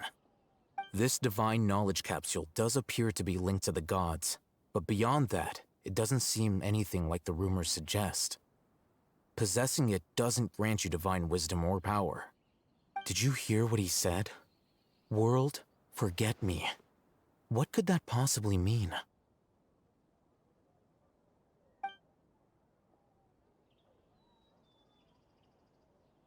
If the mantra took him away, then that means the Academia got the Divine Knowledge Capsule back, too. What a shame. We were so close. Still, Paimon didn't expect the Divine Knowledge Capsule would be so dangerous. Imagine if we tried to open it. Oh, who knows what would have happened to us? As things stand, there is no reason for me to remain in Port Ormos. I believe our collaboration has also reached its end.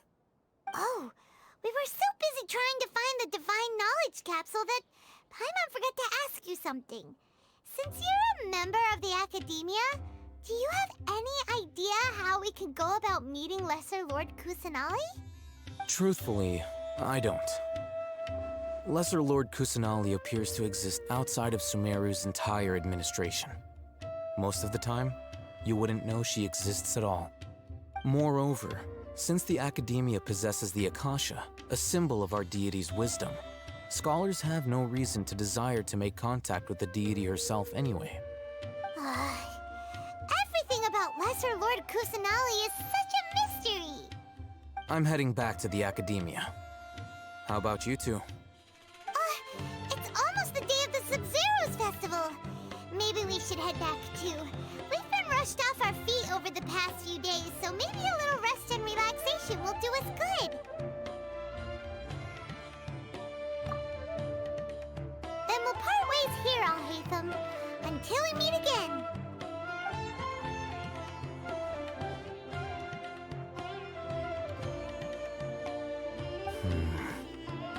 Now, do I deal with this thing first? Or should I produce the report that the higher-ups require?